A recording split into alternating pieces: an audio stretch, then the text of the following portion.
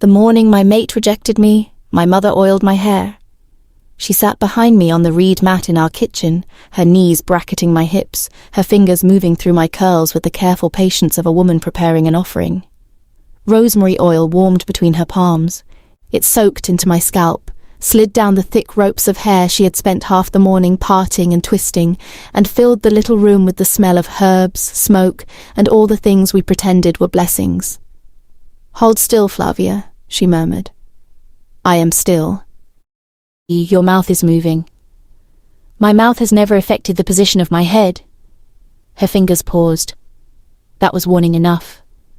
I stared into the cracked bit of mirror propped against the flower jar and watched her face settle into the expression she wore whenever she wanted to say too much and chose survival instead. My mother had beautiful restraint. She could swallow whole storms and still serve tea with steady hands. I had not inherited that. From her, I got my eyes, deep-set, watchful, too direct for men who preferred women to look slightly downward. From my father, I got my temper, my height, and the unfortunate habit of laughing when powerful males expected fear. The Underwood women were not delicate things. We were black women with strong backs, sharp tongues, and roots that refused to come up clean. My grandmother used to say the earth remembered us because we stepped on it like we belonged. The Grey Spire pack hated that kind of woman. They liked their daughters soft-spoken and obedient. They liked their wives grateful. They liked their rejected mates quiet. By sunset, they would learn I was none of those. My mother drew another section of hair between her fingers, smoothing it with oil before twisting it tight. "Cassian is not cruel," she said. I met her eyes in the mirror. That is a generous thing to say about a male who practices smiling in reflective glass. "Flavia." "What? I've seen him do it." "He is the Alpha's son." "Trust me, everyone knows, especially Cassian." Her mouth pressed into a line, but not quickly enough to hide the twitch at the corner. For half a breath, she was my mother again, and not a woman trying to braid hope into her daughter's hair with trembling hands. Then the moment died. Outside, the pack bells began their slow iron song. One toll, then another. The sound crawled through the walls and settled beneath my ribs. Mate declarations happened beneath the old moon arch at noon, publicly, proudly. A newly recognized bond was supposed to strengthen the pack, add another thread to the web. My name had been whispered for 3 days already. Flavia Underwood and Cassian Vale. The Alpha's son and the girl whose wolf did not always answer commands. That was the polite version. The impolite one had teeth. Defective. That was what they called me when they thought I could not hear. As if my wolf were broken because she did not roll over at the first growl from a male with rank in his blood. As if obedience was proof of worth. As if the moon herself had made some mistake by placing a bond between Cassian Vale and me. Deep inside my chest, my wolf stirred, slow and restless. She had never been loud, not like the others described theirs. She did not claw at my skin or howl for approval. She watched, she waited, she chose. That made people nervous. I loved her for it. My mother tied the final twist and fastened it with a copper pin shaped like a leaf. It had belonged to her mother, then to her, and now, for some reason, that made my throat tighten to me. She rested both hands on my shoulders. "You will be careful today," she said. It was not a question. I looked at her reflection. "You think he'll reject me?" Her fingers tightened once. There it was. The truth, small and ugly between us. "I think," she said slowly, "that Alpha Marius has plans for his son. I think Cassian is weak enough to obey them, and I think you must not give them a reason to punish you for what they have already decided." A laugh slipped from me, quiet and bitter. "So I should make their cruelty comfortable?" "You should live through it." Those words silenced me more effectively than any command could have. My mother leaned forward and pressed her lips to the crown of my head. When she pulled away, her eyes shone, but no tears fell. Underwood women did not waste water in front of wolves. So I stood. I wore the green dress she had mended twice at the waist and once near the hem. It hugged my body more closely than I liked, but my mother said it brought out the warmth in my skin and made my shoulders look regal. Regal was a dangerous thing to look when men wanted you humbled. Still, I lifted my chin. If they meant to shame me, they would have to work for it. The whole pack gathered at the moon arch. Of course they did. Nothing fed wolves faster than blood, and humiliation was its own kind of bleeding. The arch stood in the centre of Greyspire's gathering ground, carved from black stone veined with old silver. Names of mated pairs had been etched into it for generations. Some were worn nearly smooth by weather and time. Others were fresh enough to catch the light. I wondered if mine had already been carved somewhere and hidden under cloth. Or if they had known better. I walked between 2 rows of watching faces, my spine straight, my hands relaxed at my sides. Not clenched. Never clenched. Let them see my hands open. Let them wonder what I might do with them. Cassian waited beneath the arch in ceremonial black, his bronze hair combed back, his jaw freshly shaved, his expression arranged into something regretful. He was handsome in the way expensive knives were handsome. All shine and no warmth. Beside him stood Alpha Marius, broad as a door and twice as hard to move. His gaze touched me once, briefly, then dismissed me. I had been dismissed by better men. The pack quieted as I stepped onto the stone circle. My wolf rose inside me, not with longing but recognition. The bond tugged. It was real. That was the worst part.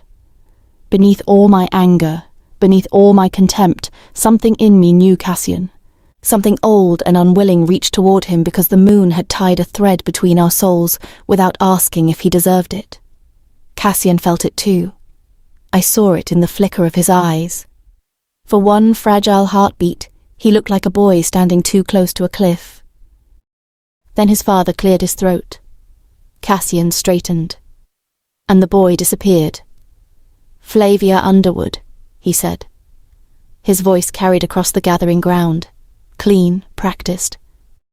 My name sounded wrong in his mouth. I did not answer. Everyone knew I was there. His nostrils flared. "Good. Though the moon has marked you as my fated mate," he continued, "I reject this bond for the strength and stability of the Greyspire pack." The words struck harder than I expected, not because they surprised me, because the bond heard them. Pain hooked beneath my ribs and pulled. I drew one slow breath through my nose. My wolf snarled, low and wounded, the sound vibrating through my bones. For the first time in years she wanted to lunge, not submit, not beg. Bite. Cassian's eyes softened, just enough to insult me. "Accept it," he said quietly. There were 1,000 things I could have said. I could have pleaded, and the pack would have enjoyed that. I could have wept, and they would have called it proof that I was unstable. I could have collapsed, and they would have carried me away like a problem solved. Instead, I smiled.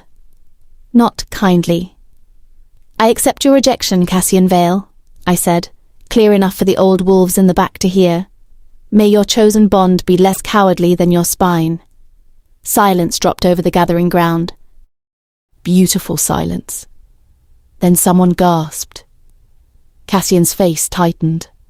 Alpha Marius stepped forward, his power rolling ahead of him like thunder. Lesser wolves bowed their heads beneath it. I did not. The pressure hit my shoulders, heavy and hot, an alpha command without words. Kneel. My knees trembled. I hated that they trembled, but they did not bend. Alpha Marius's eyes darkened. "You forget yourself." "No," I said. "That seems to be everyone else's habit today." A hand seized my arm from behind. Then another. My mother made a sound somewhere in the crowd, small enough that only a daughter would recognize it. The guards forced me down. Stones slammed against my knees. Pain flashed up my thighs, bright and sharp. My hair swung forward over one shoulder, the copper pin digging into my scalp. Still, I did not lower my head. Cassian looked away first. I would remember that. They did not let me return home. That told me everything. Rejected mates were usually taken to the women's house for 3 days, fed broth, watched closely, pitied by old aunties who smelled of lavender and judgment. After that, the family decided what came next. A quiet life, a lesser marriage, service, exile, if the pack wanted to pretend it had mercy. But they took me to the council chamber instead. 2 guards held my arms as if I might tear the building down with my teeth. I considered it. The council chamber smelled of ink, smoke, and damp wool. Alpha Marius sat at the head table. Cassian stood behind him now, no longer beneath the moon arch, no longer pretending regret. My mother sat at the far end. That was when my anger shifted. Before, it had been a flame. Now it has become a blade. There were papers on the table, 3 of them. A rejection record. A debt ledger. A transfer writ sealed in red wax. I looked at my mother. She did not look back. "No," I said. The word came out calm. That frightened them more than shouting would have. Alpha Marius folded his hands. "Your father died owing Greyspire a considerable sum. My father died defending Greyspire's eastern border. And debts remain debts." I laughed once. "Of course. Blood pays until it stops moving, but the coin lives forever." One of the councilmen shifted uncomfortably. "Good. Let discomfort visit every coward in the room." My gaze returned to the transfer writ. "Who?" No one answered quickly enough. So I knew it was bad. Alpha Marius leaned back. "Riven." The name moved through the chamber like a cold draft. Even the guards holding me went still. Riven. No pack name, no bloodline spoken aloud, no territory recognized by the old councils. The rogue Alpha who stole rejected mates from under guarded roofs. The monster who collected broken women. Some said he bought them. Some said he killed the males who tried to take them back.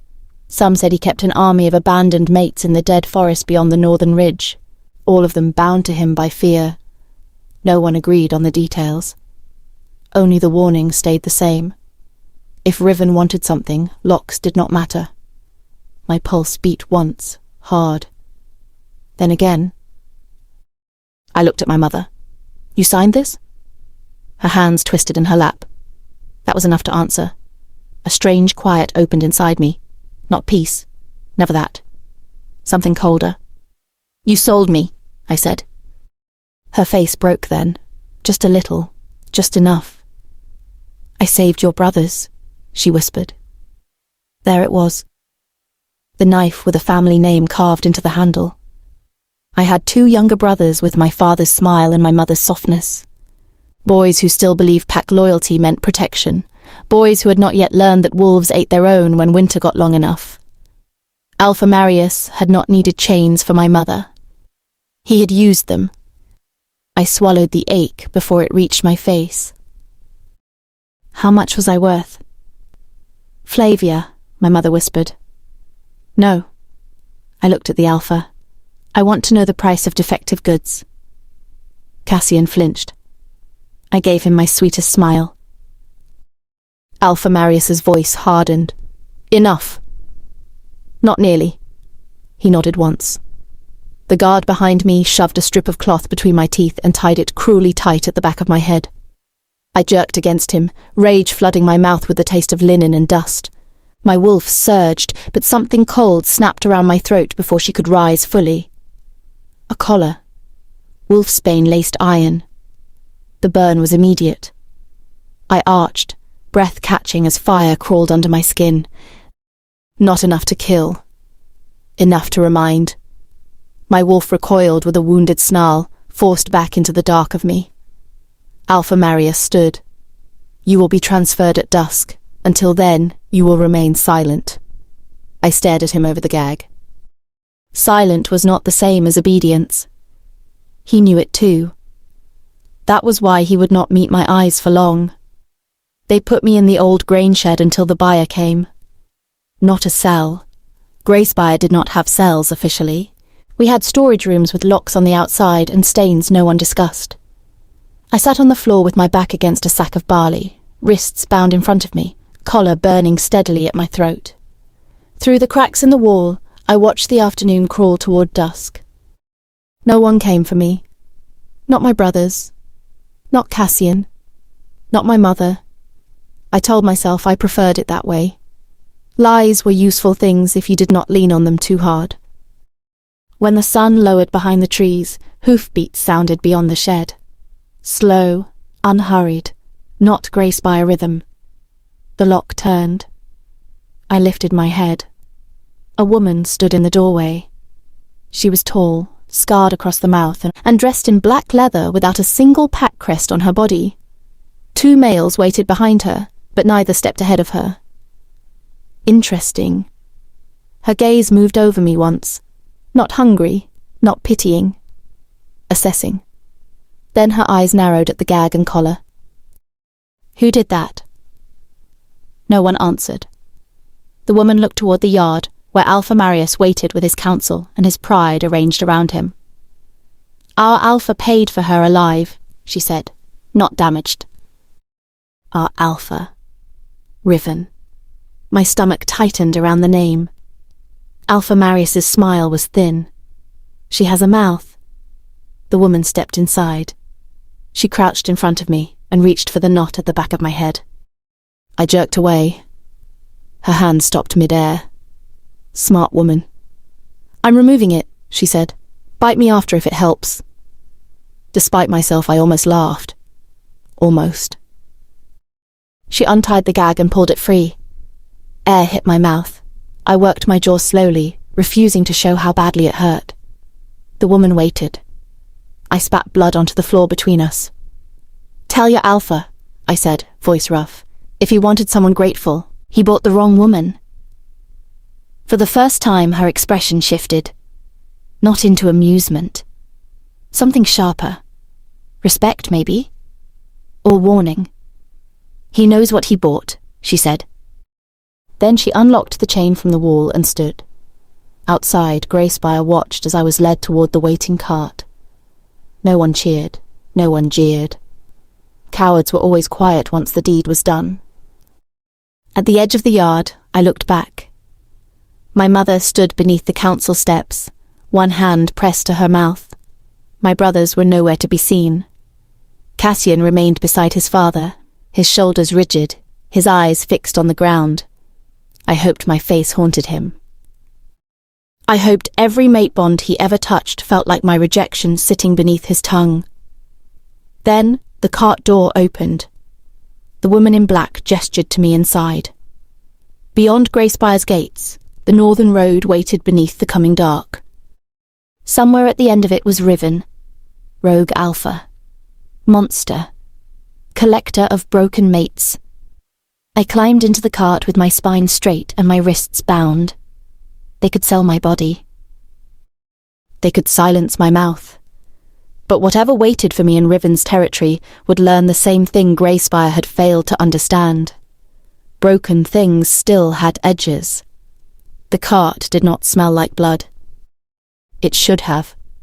A monster's carriage ought to stink of all the women who had screamed in it before me.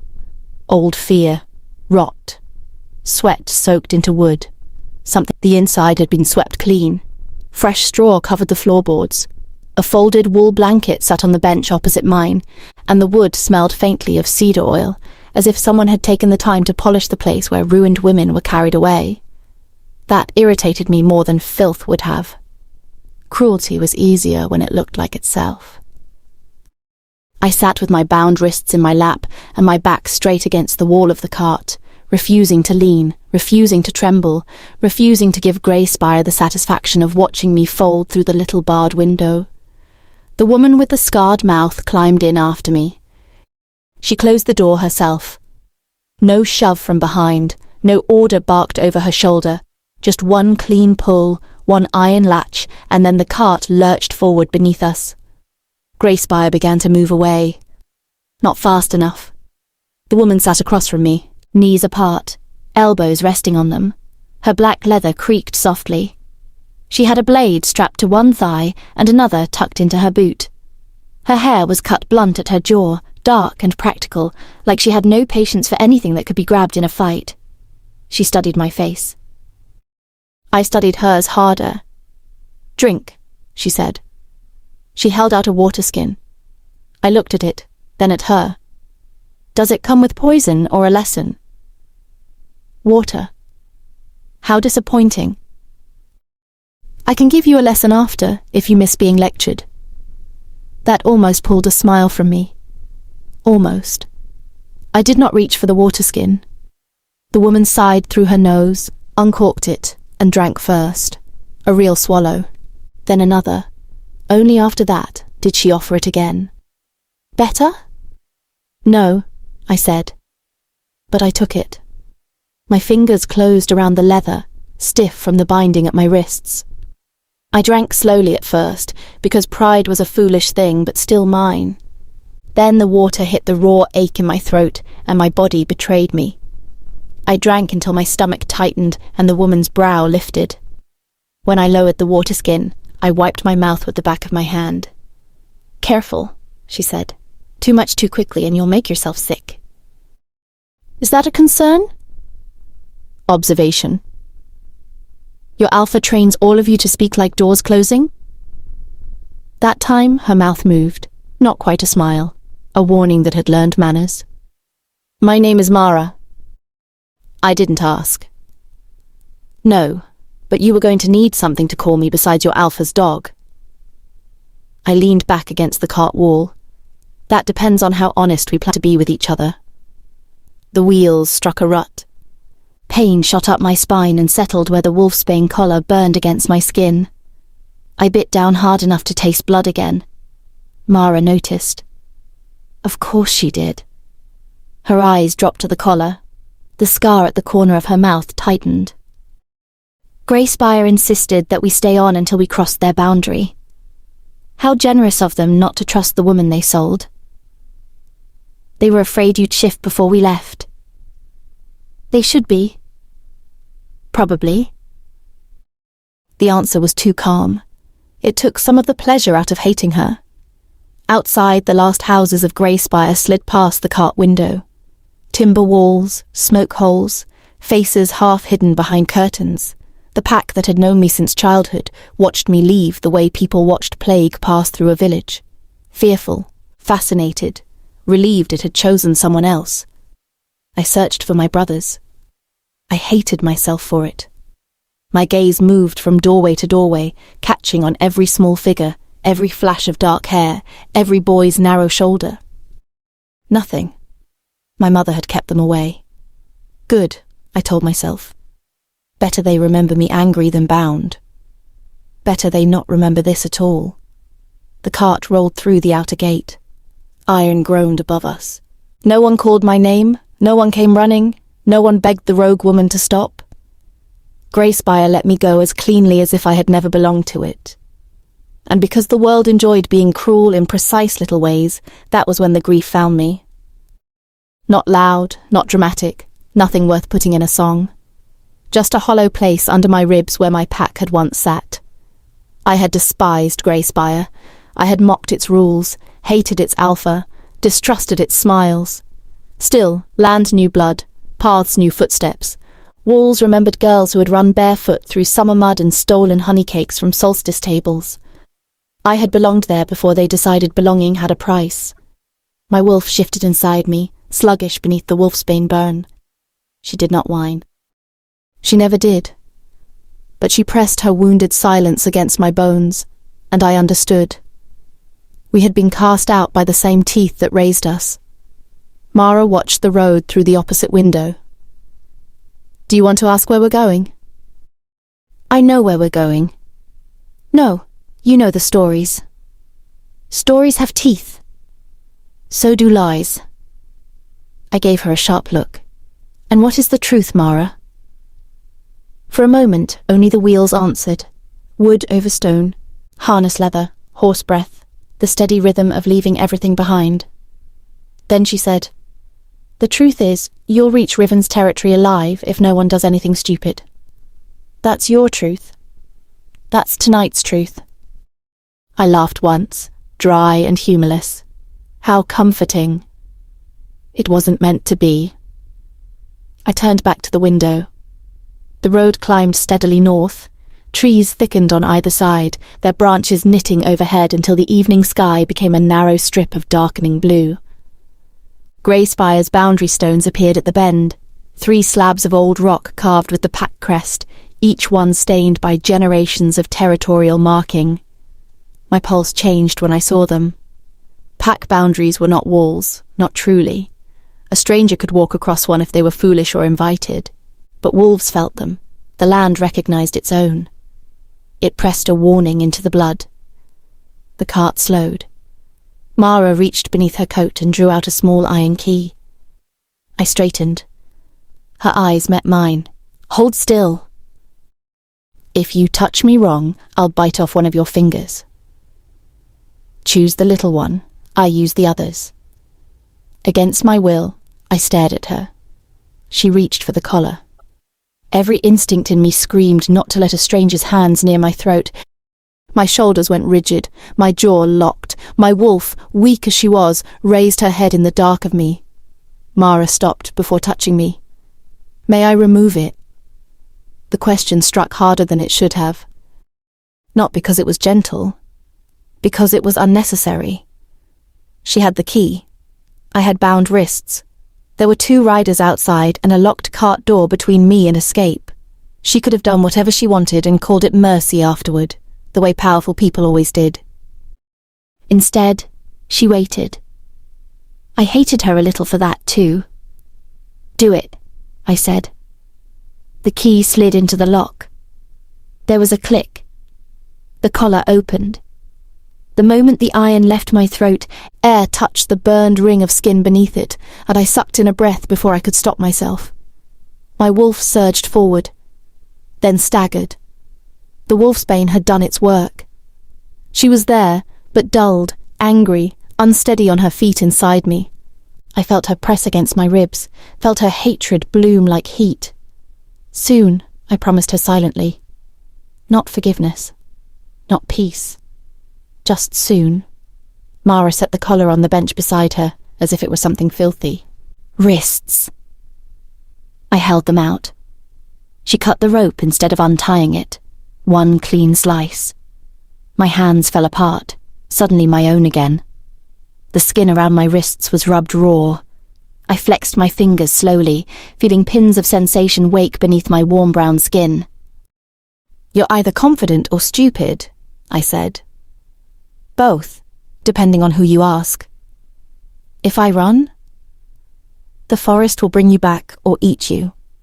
She leaned against the wall again. "I prefer you arrive on your feet." "That's kindness?" "That's efficiency." The cart rolled between the boundary stones. Something inside me snapped. Not loudly, not like a bone. More like a thread pulled too far at last. Grey Spire vanished from my blood. I went very still. For one breath, I felt nothing. No pack hum, no distant press of familiar wolves, no old tether beneath my skin. The silence was so complete, it felt like standing in a room after everyone had died. I had wanted freedom. No one had warned me it would feel so much like being erased. Mara did not speak. I was grateful enough not to say so. Night settled before we reached the rogue road. I knew it was a road only because the horses followed it. To my eyes, it was nothing but black earth, root, and shadow. Branches clawed at the sides of the cart. Once, something howled far off to the east, and the riders outside answered with low whistles instead of fear. These were not the wild rogues of campfire warnings. That was the next unsettling thing. They rode in formation. They changed positions without command. No one laughed too loudly. No one drank. No one tried to look through the window at me when we stopped to water the horses. Men trained not to reach could be more dangerous than men too stupid to hide their hunger. I kept waiting for the trap to show its teeth. It did not. That made my temper restless. By the time the cart began descending, my throat throbbed with every heartbeat, and my stomach had twisted itself into a hard knot. Hunger, rage, exhaustion. They all wore the same face after a while. The trees thinned without warning. The road dipped between two black cliffs, so narrow the cart wheels scraped stone. Above us, iron lanterns burned with enclosed flames, their light hidden from any distance beyond the ravine. No banners hung from the rock. No crest marked the entrance. At the end of the passage stood a gate. Not decorative, not proud. Built to hold. Black iron ribs rose from the earth and sank into the cliffside on both ends. 2 guards stood above it with bows in hand. Another waited at ground level, his expression unreadable as the cart stopped. "Mara," he said. "Grace by a transfer," she answered. "Collar wound, wolfsbane exposure." His eyes shifted to me through the open window. Not down my body. Not with pity. To my throat. Then away. "Name?" I answered before Mara could. "Flavia Underwood."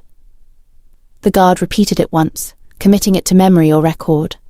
I hated how official it sounded here too, as if my name were a package being logged. The gate opened. No creaking drama, no monstrous groan. Just oiled iron moving smoothly aside. Of course. Even the gate had better manners than my old pack.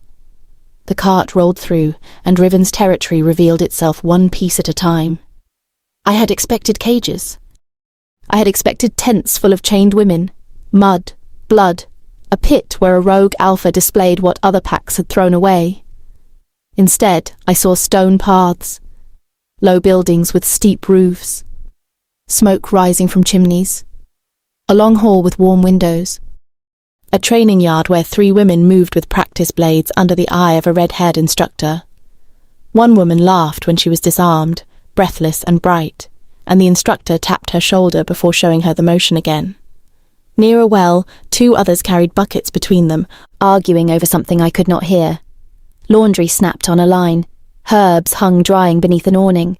Somewhere, bread was baking. My hands curled slowly in my lap. This was wrong. Not good. Wrong. Cruelty had shape. It made sense. You could brace against it. This place had order, warmth, the appearance of choice. That was harder. That was how traps got patient. The cart stopped outside the long hall. Mara opened the door and stepped down first. I followed without taking the hand she did not offer. My boots hit packed earth. For one dizzy second, my body remembered I had not eaten since morning. I steadied myself before anyone could notice. Several women turned to look. Not all at once, not rudely. But they looked. Some bore rejection marks. I recognized the faint silver scars beneath collarbones, the old ritual cuts where pack healers had severed bond fever from the blood. Others carried different histories, burns, limps, a missing finger, a scar down one cheek. Broken, Grey Spire would have called them. They did not look broken. That was the first thing I resented about them. One woman with close-cropped curls touched her own throat when she saw mine. Another whispered to the girl beside her. A third simply watched me with eyes too full of understanding. I lifted my chin. Let them look. I had survived a pack circle, a sail, a wolfsbane collar, and my mother's silence. I would survive women with soft eyes. Mara walked beside me, not in front. That too was deliberate. "Bathhouse is there," she said, nodding toward a stone building with steam curling from roof vents. "Healer first, food after, then a room. And after that?" "You sleep." I glanced at her. "No inspection?" Her expression sharpened. "By whom?" I gave her a look that said she was not stupid enough to need the answer. Mara's voice cooled. "Riven does not inspect women." "No, he just buys them." Something moved through her face then. Irritation, yes, but not denial. "He would tell you to call rot by its name," she said. That quieted me for half a step. I did not like that answer. It sounded too much like something I might have said. The healer's room smelled of crushed leaves, alcohol, and clean linen. An older woman with silver threaded through her braids looked up from a table of jars as we entered. Her gaze landed on my throat, and fury flashed across her face so quickly I almost trusted it. Almost. "Who left that collar on her?" she demanded. "Greyspire," Mara said. The healer muttered something vicious under her breath and reached for me. I caught her wrist before her fingers touched my skin. The room went still. The healer looked down at my hand around her wrist, then back at me. No fear. No offense. Just understanding that made my chest tighten. "May I look?" she asked. There it was again. Permission. I released her slowly. "You may look," I said. "You may not fuss." Her mouth twitched. Terrible. I had planned to fuss professionally. "I'll survive your disappointment." "I expect you will survive many things out of spite." "For spite," I corrected. She smiled then, small and real. "Better." Her name was Nessa. She told me that while cleaning the burn around my throat with hands that were firm, careful, and blessedly impersonal. The salve stung before it soothed. I did not flinch. She pretended not to notice how hard I worked at it. Mara waited by the door. "Do all of you watch each other breathe here?" I asked. "No," Mara said. "Only the ones likely to bolt, bite, or collapse." "I'm touched." "You're hungry." "I'm insulted that you think those are different." Nessa wrapped a loose strip of linen around my throat, not tight enough to bind. "You'll have a scar for a while. I have a collection." "Then this one will have company." I looked at her. She looked back, unafraid. This place was beginning to annoy me. After the healer, Mara took me across the courtyard toward a smaller building behind the long hall. The night had deepened, but the territory was not asleep. Guards moved along the wall. Women carried covered baskets from kitchen doors. Somewhere inside the main hall, voices rose and fell over a shared meal. No screams. No chains. No Riven. That absence pressed harder than I expected. I had been sold to a monster who could not be bothered to greet the thing he had purchased. Good, I told myself. Better. Still, my skin prickled between my shoulders as we climbed the steps. Mara opened a door to a narrow room with a bed, a washstand, a trunk, and a window overlooking the inner yard. There was a lock on the door. On my side. I noticed immediately. Mara noticed me noticing. "You can use it," she said. "No one enters without permission unless there is fire, sickness, or violence." How civilized. Don't mistake civilized for harmless. I never do. She set a folded shift and towel on the trunk. "Food will be brought. Eat it or don't. Bathhouse closes after the second bell. If you want to sit in your own blood and road dust out of principle, that is your choice." "You make freedom sound very irritating." "It often is." She turned to leave. "Mara." She paused. I did not know why I had said her name until she looked back. So I chose anger. It was always waiting. "Tell your alpha I'm not grateful." Mara's gaze held mine for a long moment. Then she said, "He won't expect you to be." The door closed behind her. Not locked. I stood in the middle of the room, listening to her footsteps fade down the hall. Slowly, I turned the lock from my side. The click sounded too small for all it meant. I crossed to the window. Below, the sanctuary moved around its hidden heart. Women laughing, guards watching, smoke rising. A place built by a monster that looked too much like refuge. Then, on the high walkway above the inner gate, I saw him. A man stood alone in the dark, broad-shouldered and motionless, his black coat stirred by the wind. Distance hid the details of his face, but not the weight of him. The yard seemed to know he was there. Conversations softened. Guards straightened without being told. My wolf lifted her head. Not in longing. In warning. The man looked toward my window. Even from that distance I felt it. Not a touch. Not a claim. A measuring. Then he turned away and disappeared beyond the wall lanterns, leaving me with my hand on the window frame and my throat burning under Nessa's bandage. So that was Riven. And whatever he had built here, whatever kindness he dressed it in, I knew one thing with sudden, perfect clarity. A cage did not stop being a cage just because someone swept the floor. I did not sleep the first night. I made a map. I sat cross-legged on the bed with my back against the wall, listening to the sanctuary breathe through the floorboards. 3 sets of footsteps passed my door after Mara left. 1 heavy, 2 lighter, none stopped. The window opened inward, but the latch stuck at the halfway point. The roof beneath it sloped too sharply for an easy climb, and the ground below was packed hard enough to break an ankle if I landed wrong. There were guards on the inner wall, 2 at the gate, 1 near the well pretending not to watch the women's quarters. The lock on my door remained on my side. I hated that most of all. A proper prison had the decency to announce itself. This place kept offering me choices and waiting to see what I would do with them. A tray arrived sometime after the first bell. No knock at first, just a soft scrape outside the door, then a woman's voice. "Food." I stared at the door. The woman waited. When I said nothing, she added, "I'm setting it outside. I won't come in." Suspicious. Very suspicious. I rose from the bed and crossed the room without making the floor complain beneath me. The tray sat just beyond the threshold when I cracked the door open. Stew, bread, a small dish of stewed apples, a cup of water, no guard hovering nearby, no hand reaching through the gap, no demand for gratitude.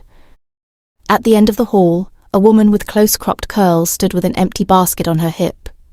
She looked about my age, maybe a little older, with a thin scar over one eyebrow and eyes that had learned not to ask too much at once. "You can leave the tray outside when you're done," she said. "Did Mara send you?" "Kitchen sent me." "Does the kitchen have a name?" Her mouth twitched. "Several, depending on who burned the bread." I kept one hand on the edge of the door. "And you?" "Sabine." I waited. She seemed to understand that names were not trust. "Good night, Flavia," she said, and walked away. I closed the door, locked it, then stared at the food like it had personally offended me. My stomach growled. Traitor. Pride had carried me through rejection, a council room, a gag, a wolfsbane collar, and a cart ride into rogue territory. Pride could not fill an empty belly. I carried the tray to the bed and ate with the careful anger of a woman refusing to enjoy anything. The stew was good. That felt unnecessary. I dreamed of the moon arch. Cassian stood beneath it with his practiced sorrow, but when he opened his mouth, no words came out. The pack watched in silence. My mother's hands were in my hair, twisting and twisting, tighter and tighter, until each braid became a rope around my throat. Then the collar burned. I woke up with my nails digging into my palms. For a long moment, I lay still and listened. No one was in the room. The door remained locked. The bandage at my throat itched beneath my jaw, and dried sweat clung to my skin. Dawn pressed a dull grey-blue light through the window. Somewhere outside, a bell rang once. Morning. I had survived my first night in the monster's house. How inspiring.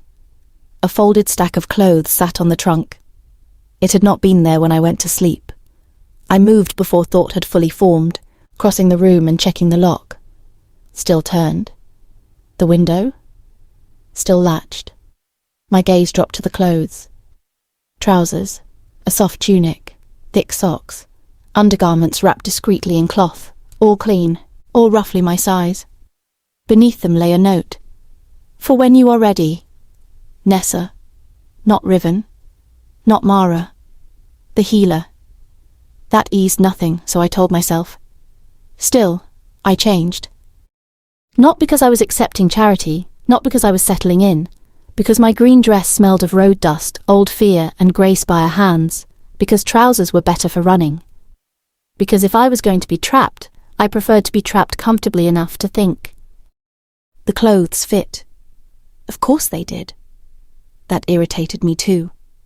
Mara came after the second bell. She knocked twice. "Are you dead?" I opened the door. Disappointed? Relieved.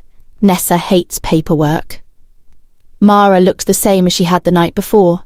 Black leather, blunt jaw-length hair, blades where a prayerful woman might carry charms. Her gaze flicked to my bandaged throat, then away. "Breakfast," she said, "then Riven wants to see you." There it was. The name landed between us like a blade laid flat on a table.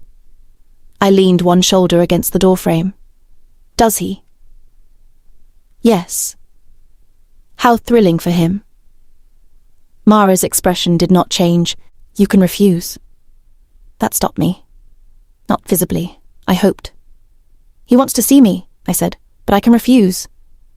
"Yes. And if I do?" "Then he'll wait."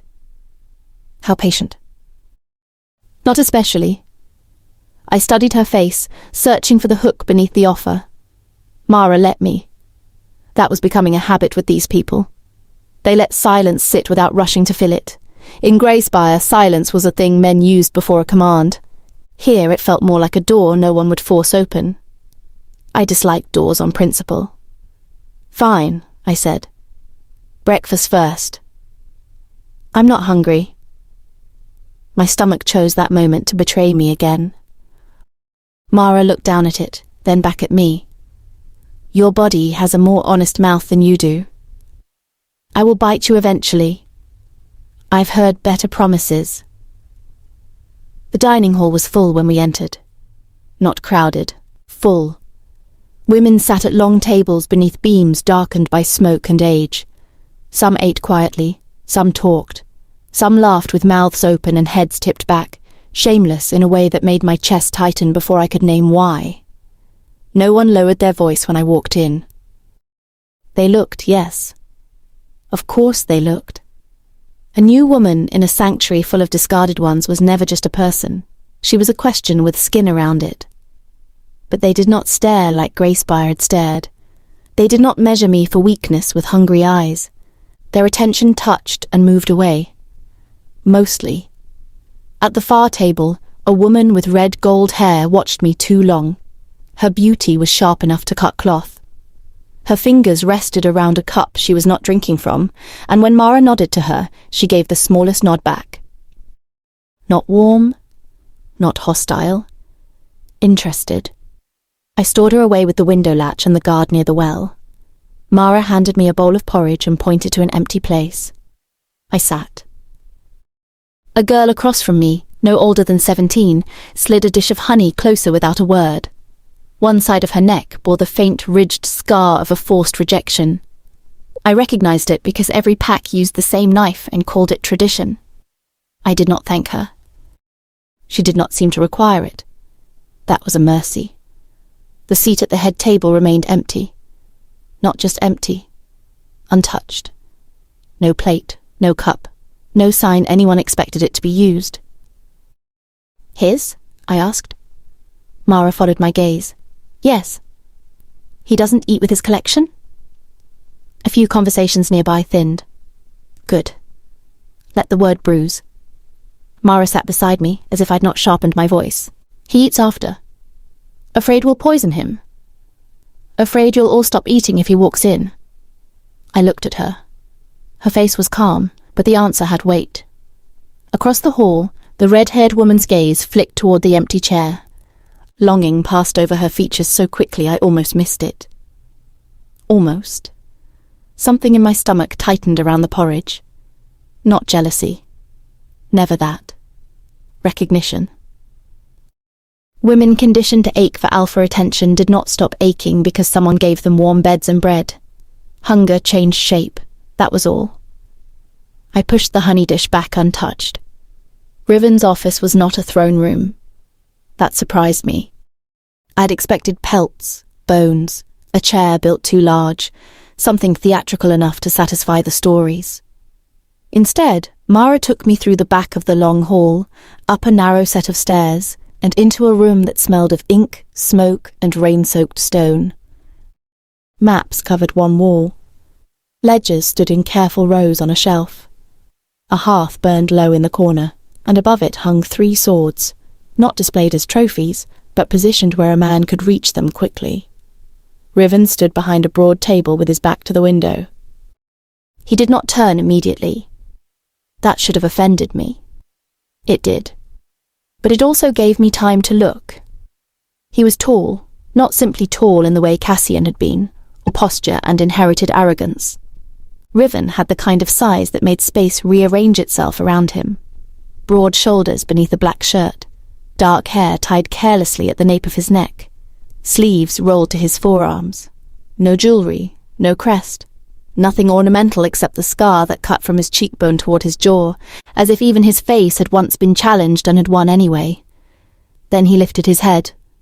His eyes found mine, and my wolf went still, not softened, not drawn, still, like prey in deep brush hearing a branch break nearby.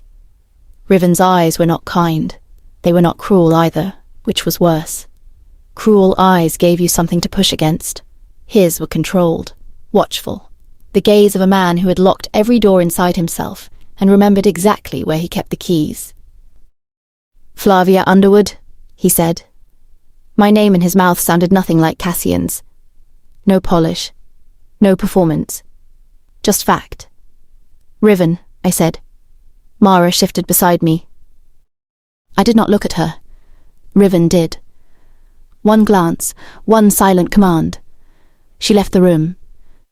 But she left the door open. I noticed. He noticed that I noticed. Good. We were both observant. How tiresome. "You were harmed during the transfer," he said. I laughed under my breath. "Is that what we're calling being collared and gagged now?" His gaze moved to the bandage at my throat. Not lower. Not lingering. Just there and gone. "Greyspire will answer for the collar." "Oh?" I crossed my arms. "Did they damage your purchase?" Something changed in the room. Not his face. His stillness. It deepened. "I don't purchase women," he said. "That is strange, because I remember being sold. I paid Greyspire's debt claim." "With coin?" "Yes." "And what do men usually call it when coin changes hands and a woman is taken away in a cart?" His jaw tightened once. There. A crack so small most would have missed it. I did not miss small things. Small things had teeth. "They called it a transfer," he said. "They would. I call it extortion. And yet here I am." "Yes," he said. "Here you are." No apology. No defense. The honesty of that made my anger sharpen instead of spread. Riven reached for a document on the table and turned it toward me, but he did not carry it over. He did not step close. He simply placed 2 fingers on the edge and pushed it halfway across the wood. I looked at the paper, then at him. "What is that?" "Your release." I did not move. His expression remained unreadable. "Greyspire's claim over your father's debt is paid. Their claim over your labour is void. Their authority over your body ended at the boundary stones." "And yours began?" "No." Convenient answer. True one. I stepped closer to the table, but did not touch the document. There were seals at the bottom, one broken red, one black, stamped with no crest, only a crescent shape crossed by a line. "What happens if I walk out your gate?" I asked. "You die, most likely." How dramatic. How accurate. His voice did not rise. "You are newly rejected, wolfsbane weakened, and marked by a pack that just profited from throwing you away. Men like Marius do not sell problems and then forget them. They wait to see if the problem can be used twice." I hated that he was right. So I smiled. "You make imprisonment sound practical. I make survival sound inconvenient. Do all your rescued women enjoy being managed?" His eyes held mine. No. That answer came too quickly. Too quietly. My fingers curled at my sides. Then why bring us here? For the first time, Riven looked away. Not far, only toward the window where the training yard lay below. A shout rose from outside, followed by laughter.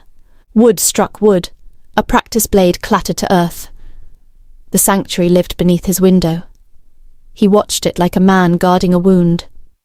"Because no one came for them," he said. The words entered the room and stayed there.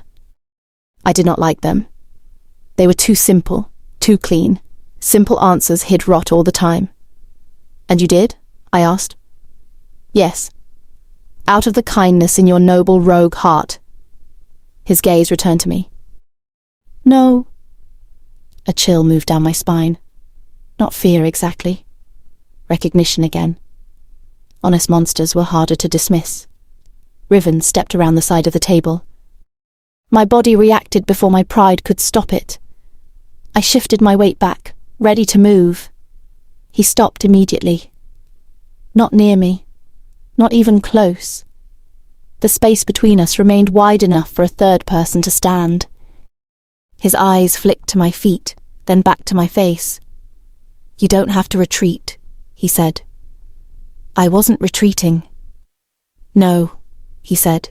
"You were preparing." I hated him a little for seeing the difference. He reached toward a shelf instead, slow enough that I could track the movement, and picked up a small iron key. No, not iron. My breath caught before I could stop it. It looked like the key to the collar. Riven noticed that too. Of course he did. "I keep these," he said, holding it up between two fingers, "because every pack thinks chains are unique if they put their own symbol on them." He tossed it into the hearth. The key struck the coals with a tiny metallic sound. Heat swallowed it. "Greyspire had two," he continued. "Mara removed one. This was the spare." My throat tightened beneath the bandage. I said nothing. Silence was safer than whatever almost rose out of me. Riven watched the fire a moment longer, then looked back at me. "No one here will collar you. No one will enter your room without permission. No one will put hands on you unless you ask for healing or training." "And you?" His expression did not change, but the air did. A pressure gathered at the edges of the room, subtle and heavy. My wolf lifted her head again, ears back, lips peeled from her teeth, not drawn, not submitting. Warning. Riven's nostrils flared once. Then the pressure vanished. Not faded. Cut off. As if he had placed a blade against his own power and severed it before it could reach me. "I don't touch the women here," he said. The words should have comforted me. They did not. Because he said them like a vow. And vows were usually built over graves. I held his gaze. "How disciplined of you." His mouth did not smile. "How necessary." There was something behind that. Something dark enough that even my anger hesitated at the edge of it. Then a soft knock came at the open door. Mara stood there, but she was not alone. The red-haired woman from the dining hall waited behind her, holding a folded cloth bundle. Her eyes went first to Riven, not me. The change in her face was immediate and terrible in its softness. "Laundry from the south rooms," she said. Riven did not move toward her. "Leave it with Mara, Celeste." Her fingers tightened around the bundle. "I can bring it in." "No." One word. No cruelty in it. No warmth either. Celeste's lips parted, then closed. For a heartbeat, humiliation flashed across her features. Then she lowered her gaze and handed the bundle to Mara. But when her eyes lifted again, they found me. And there it was. Not hatred. Not yet. Something quieter. A seed pressed into dark soil. I knew that look. A woman did not need to love a man to resent another woman being seen by him. Mara stepped aside as Celeste left. Riven watched none of it with satisfaction. If anything, the line of his shoulders had gone harder. Interesting. Dangerous. Useful. I turned back to him. "Your sanctuary has teeth," All sanctuaries do. Then it's a poor name. It's not mine. No, I thought. Of course it wasn't. Men like him did not name cages sweetly. Other people did that so they could sleep inside them. Riven pushed the release paper a fraction closer. "Keep it," he said. "Burn it, tear it, hide it. I don't care, but learn what it means before you decide I own you." I picked it up at last. The paper felt heavier than it should have. Freedom always did, apparently. What if I decide you're lying? Then watch. I looked up. He met my stare without flinching. "Watch the gates. Watch the women. Watch me. You'll learn faster that way than by trusting anything I say." There was no seduction in his voice. No plea. No command. Just permission to distrust him. That, more than anything, unsettled me. I folded the document once and held it at my side. I was going to watch anyway. I know. Of course he did. Mara cleared her throat from the doorway. Nessa wants her back before midday. "I'm not a borrowed blanket," I said.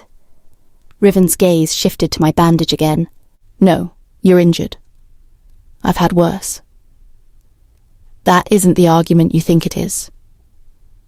My temper sparked. His did not. That was infuriating. I moved toward the door, refusing to hurry, refusing to let either of them think I wanted out of that room more than I wanted the last word. At the threshold, I paused. "Riven." He looked at me. "If you're waiting for gratitude, find a comfortable chair." For the first time, something almost human touched his eyes.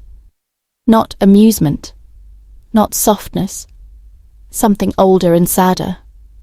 "I stopped waiting for that a long time ago," he said. I had no answer to that. So I left. Mara fell into step beside me as we descended the stairs, but my mind stayed behind in that office with the maps, the burned key, and the man who refused to touch what he had taken. Outside, the sanctuary moved in its careful rhythm. Women laughing. Guards watching. Celeste standing across the yard, her gaze fixed on me like a thread pulled tight. I tucked the release paper beneath my arm and lifted my chin. Riven did not own me. Greyspire no longer owned me. That should have felt like victory. Instead, it felt like standing in the center of a room with every wall removed, waiting to discover which direction the wolves would come from first. Nessa did not fuss. She interrogated. There was a difference, though both required me sitting still while an older woman touched my throat with clean fingers and sharper eyes. I sat on the edge of the healer's cot, chin lifted, while she unwound the linen from my neck. Mara had left me there with the same expression she wore when placing a knife on a table, careful, deliberate, and not at all apologetic. Nessa clicked her tongue when the bandage came free. "That bad?" I asked. "That ugly." I've always appreciated honesty from people holding ointment. Her mouth twitched. "Then you'll appreciate this. If you scratch it, I'll tie your hands to the bed myself." "You seem comfortable making threats for a healer." "I heal foolish women every day. Threats save time." The burn around my throat had settled into a raw, angry ring. The wolfsbane had sunk deep enough to leave the skin tender, and when Nessa dabbed a fresh salve over it, fire bit down before coolness followed. My fingers curled into the cot blanket. Nessa noticed. She did not mention it. That made me like her more than I wanted to. Her gaze dropped to the folded paper I had set beside me. Riven's release document. My freedom, apparently, written in ink as if ink had ever stopped men from taking what they wanted. "He gave it to you," she said. "He pushed it across a table. Same thing for him." I looked at her. Is that supposed to mean something? It means he didn't send Mara with it. No, he preferred to deliver his proof of non-ownership personally. Nessa wound fresh linen around my throat, loose and practiced. "You'll find very few people here who care to convince you of anything, Flavia." That sounds like a convenient way to avoid answers. That too. I almost smiled. Almost. You all speak in half-doors, I said. Open enough to make a person curious, closed enough to be irritating. Nessa pinned the linen in place. Curiosity keeps blood moving. So does anger. Yes, she said, stepping back, but anger burns through faster. I did not answer. Because she was right, and I hated when people did that without permission. The bathhouse waited like a trap dressed in steam. Mara had said it closed after the second bell last night. Apparently mornings were for those who preferred hot water, gossip, and pretending not to stare at new arrivals. I stood outside the arched entrance with a towel over one arm and considered walking directly back to my room out of spite. Then a gust of wind slipped beneath my tunic and reminded me I still smelled of road dust, fear sweat, and Grey Spire's hands. Spite had standards. Inside, the bathhouse was built from smooth, dark stone. Steam curled from a sunken pool in the centre, and smaller basins lined the walls. Hooks held clean cloths. Bundles of herbs hung from rafters, filling the air with mint, lavender, and something sharp enough to clear the lungs. 3 women were already there. All conversation stopped for half a breath when I entered, then resumed too quickly. Subtlety was not dead, but it was wounded. Sabine sat near the far basin, sleeves rolled to her elbows, washing her arms. Her close-cropped curls were damp at the edges, and the scar over her eyebrow pulled when she glanced at me. "Corner by the door is empty," she said. "How thoughtful."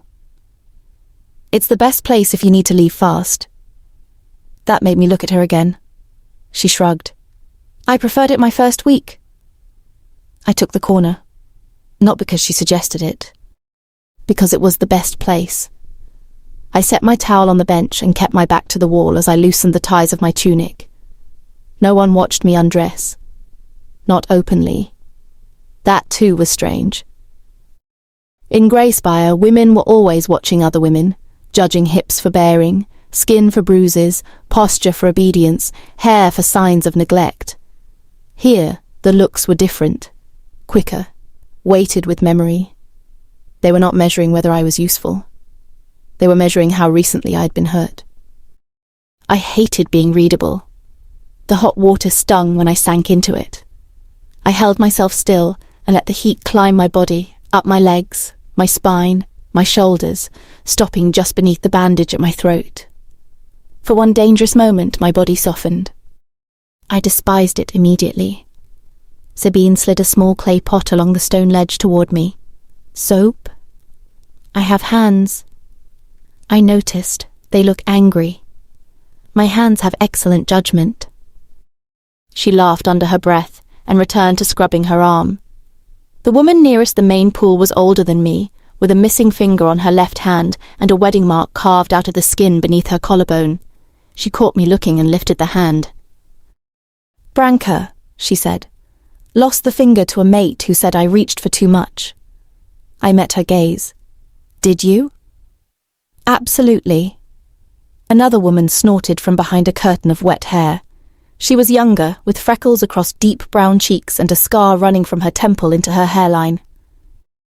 "I'm Elise," she said, "thrown out for shifting wrong." I stilled. "Wrong how?" Her smile was sharp, bigger than my brother. Branca barked a laugh. Sabine pointed at her with the soap. "She's being modest. She broke his jaw during a dominance lesson."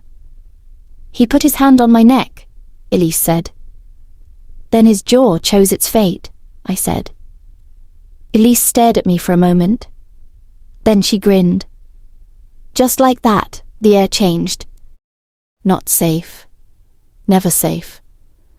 But less staged. They began talking around me instead of at me. Names came with fragments, not full histories. No one placed their whole wound on the table and asked me to admire it. That, more than anything, held my attention. Branca had come from a river pack that sold rejected women to human traders when winter stores ran low. Elise had been locked in a smokehouse for 3 days after refusing to apologize for being stronger than a male who hated losing. Sabine had stabbed someone in a kitchen. She said this while rinsing soap from her arms. I looked at her. You stabbed someone. He deserved it. That was not the question. He lived, she said, as if that was generous enough. Branka leaned back against the pool edge. He limps when it rains. A miracle of mercy, I said. Sabine lifted one shoulder. Riven thought so. There it was. His name. The steam seemed to pause around it. Not because they were afraid. Because every woman in that room responded. Branka's face softened in the smallest way. Elise looked down at the water. Sabine's mouth closed around whatever she might have said next. I watched them all. Interesting. He collects women with knives, then? I asked. Sabine's gaze returned to mine. He collects women no one else was coming for. Is that what you call it? What do you call it? Convenient. Branka made a low sound, not approval, not disagreement. Elise tilted her head. You don't like him. I don't know him. That didn't answer. I don't worship men for doing the minimum decency should require. The bathhouse quieted again. Not offended, exactly. Struck. Then Sabine's eyes narrowed with something like reluctant amusement. You'll either do well here or be the reason Mara starts drinking before noon. I do enjoy giving people purpose. By midday, I had learned 3 important things. First, the women worked because they chose work, not because someone stood over them with a whip. Kitchen, laundry, gardens, wall watch, healing room, training yard. A woman could take a task or leave it, though Sabine said anyone who left dishes unwashed for 3 days was introduced to Branka's opinions at full volume. Second, no one left the territory without permission. They said this carefully. Too carefully. It's not a prison, Elise told me while fastening a belt around her waist after the bath. Then call the gate decorative. She sighed. The forest is warded. The packs hunt around the borders. Riven sends escorts when someone has reason to go. Reason judged by whom? No one answered quickly enough. There it was. Third, every woman had an opinion about Riven. Most did not say it plainly. They did not have to. It lived in the way their eyes moved toward the high walkway when boots crossed overhead, in the sudden lift of posture when his name was spoken, in the reverent anger that flared if anyone called him cruel. He had saved them. That was true. He had given them food, walls, training, names returned to their own mouths. That was also true. But gratitude, left too long with nowhere to go, curdled into hunger. And hunger made fools of women who had already survived too much. I saw it before lunch. A young woman carrying folded linen heard the outside gate open and nearly dropped the stack. Her face lit with such bare hope that I turned to see what had caused it. Not Riven. Only a guard leading in 2 supply mules. The light left her face so fast it looked painful. No one laughed. That was worse. Sabine put me to work in the kitchen without asking if I wanted work. I respected the tactic. She placed a basket of carrots in front of me, handed me a knife, and pointed to a stool near the back door. Peel. I don't remember volunteering. You looked like you were about to start trouble. I redirected you. With root vegetables. They're calming. I'm holding a knife, Sabine. Yes, small joys matter. The kitchen was warm and loud. Copper pots hung from hooks. Bread cooled near the hearth. Women moved around one another with practiced ease, trading insults and instructions in equal measure. It should have overwhelmed me. Instead, the noise helped. Silence left too much room for memory. I peeled carrots with clean, quick strokes and let the skins curl into the bowl between my knees. Sabine watched my hands. You've used a knife before. I grew up in a kitchen and near men. Ah, twice trained. A laugh escaped me before I could stop it. Small, unwanted. Mine. Sabine heard it and had the wisdom not to smile too much. The back door opened, bringing in cold air and the smell of wet leaves. Celeste entered with a basket of herbs on one hip. Every woman in the kitchen noticed. No one announced it. She had that kind of beauty that made silence rearrange itself around her. Red gold hair pinned loosely at the back of her head, sharp cheekbones, a mouth that looked generous until it moved. Her eyes found me immediately. Of course. Flavia, she said. I kept peeling. Celeste. She glanced at the knife in my hand. They gave you a blade already? Apparently they trust carrots less than people. A few women coughed into their work. Celeste set the herbs on the table. Riven must have made quite an impression. The knife paused, only for a breath, then continued. Did he? You were in his office longer than most new arrivals. There it was. Not curiosity. Accounting. I lifted my gaze. Do you keep the schedule? Her smile thinned. Everyone notices him. I noticed the maps. Sabine made a quiet sound behind me that might have been a warning or laughter trying to behave. Celeste stepped closer to the table. He doesn't like defiance as much as women think he does. I'll try not to break his heart. Careful, she said softly. You're not the first woman to arrive angry. No, I said, but I may be the first one not ashamed of it. The kitchen went still enough to hear the hearth crackle. Celeste's eyes changed. Not widened, not flashed. Changed. Something old and wounded moved behind them, and for one moment I saw the woman beneath the sharpness. The one who had come here broken enough to make salvation look like love. Then she buried her. Riven protects this place, she said. I've heard. Then don't mistake his patience for weakness. I smiled. I never mistake men's patience for anything but strategy.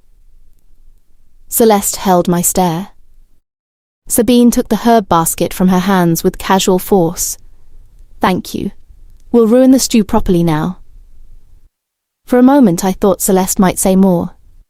Instead, she turned and left through the back door, taking the temperature of the room with her.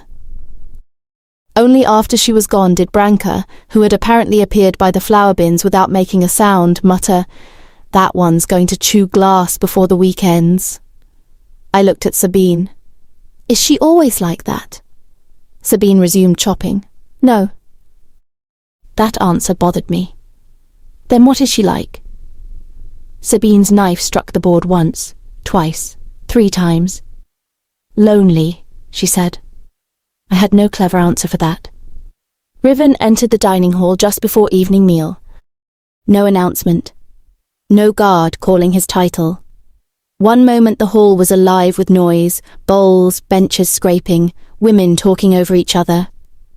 The next, the air changed. I looked up from my place at the far end of the table. He stood near the main doors with Mara at his side and a bleeding man held between 2 guards. A scout, judging by the mud on his boots and the torn cloak hanging from one shoulder.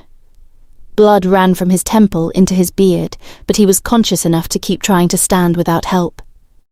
Nessa moved first, already reaching for her bag. Riven did not step into the crowd.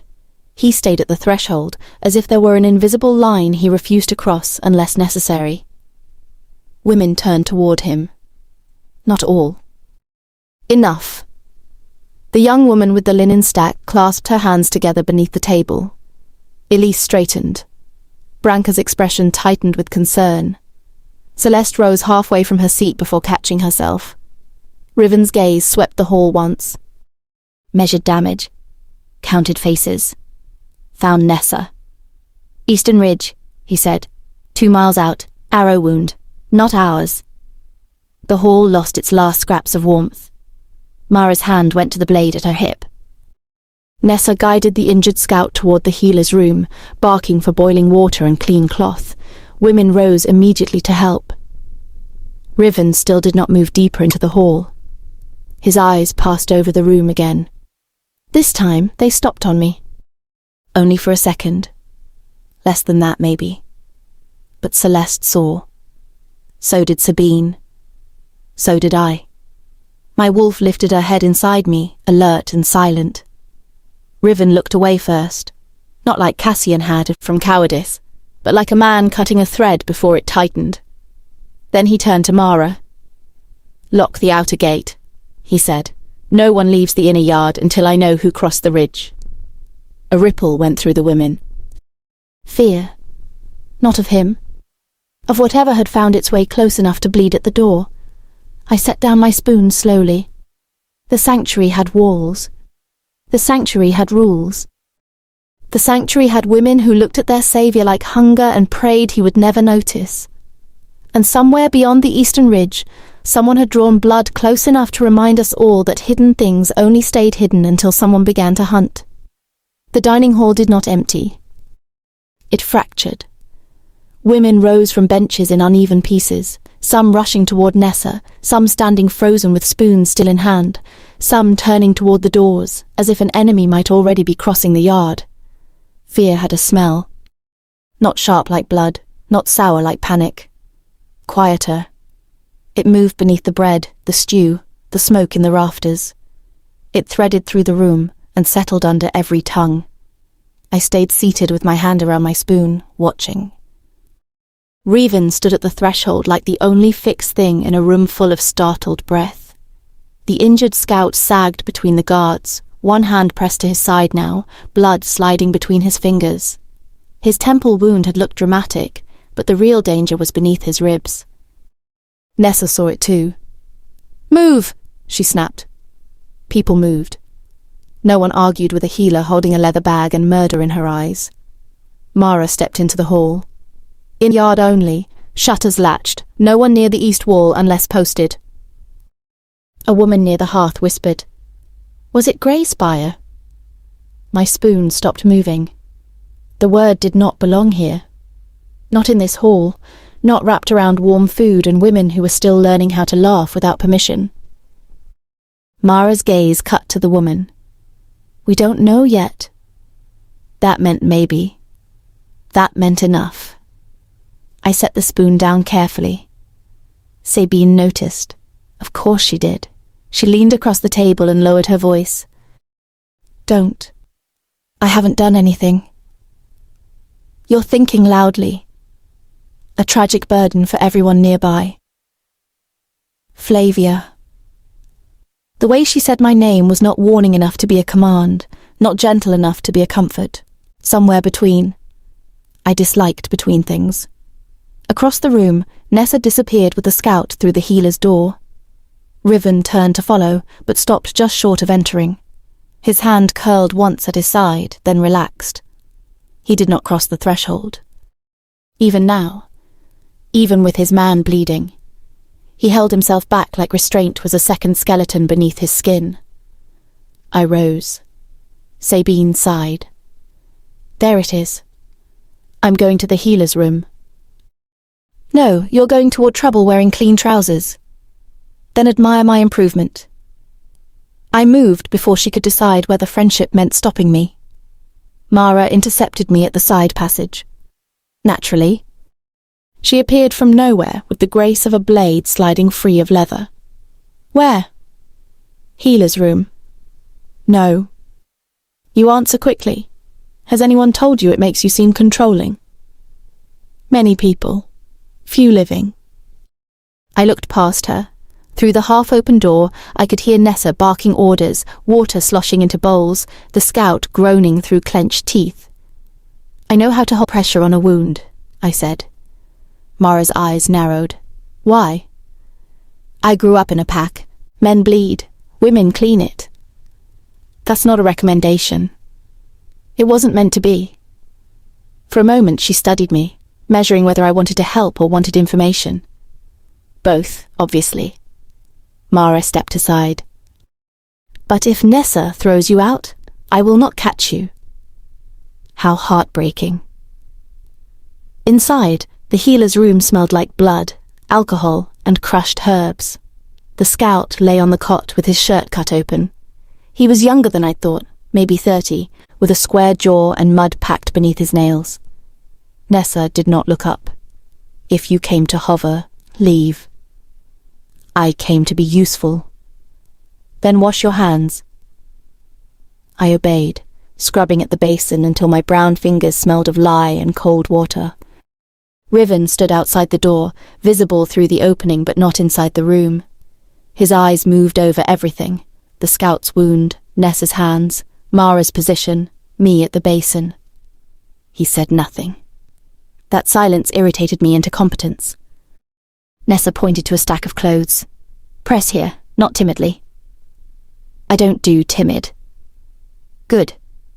I pressed both hands to the scout's side. He hissed and tried to arch off the cot. I leaned my weight into him. Stay still. His eyes found mine, unfocused with pain. New one. That's rude. I have a name. Grey Spire, he rasped. The room changed. Mara's head turned. Riven's gaze sharpened from the doorway. Nessa did not stop working. Speak clearly or save your strength. The scout swallowed. Saw men pass the eastern ridge. 3, maybe 4, pack-trained, not rogues. Colours? Mara asked. None. Cloaks turned, but one had a clasp. His breath hitched as Nessa cleaned the wound. Wolfjaw, black iron. My stomach tightened.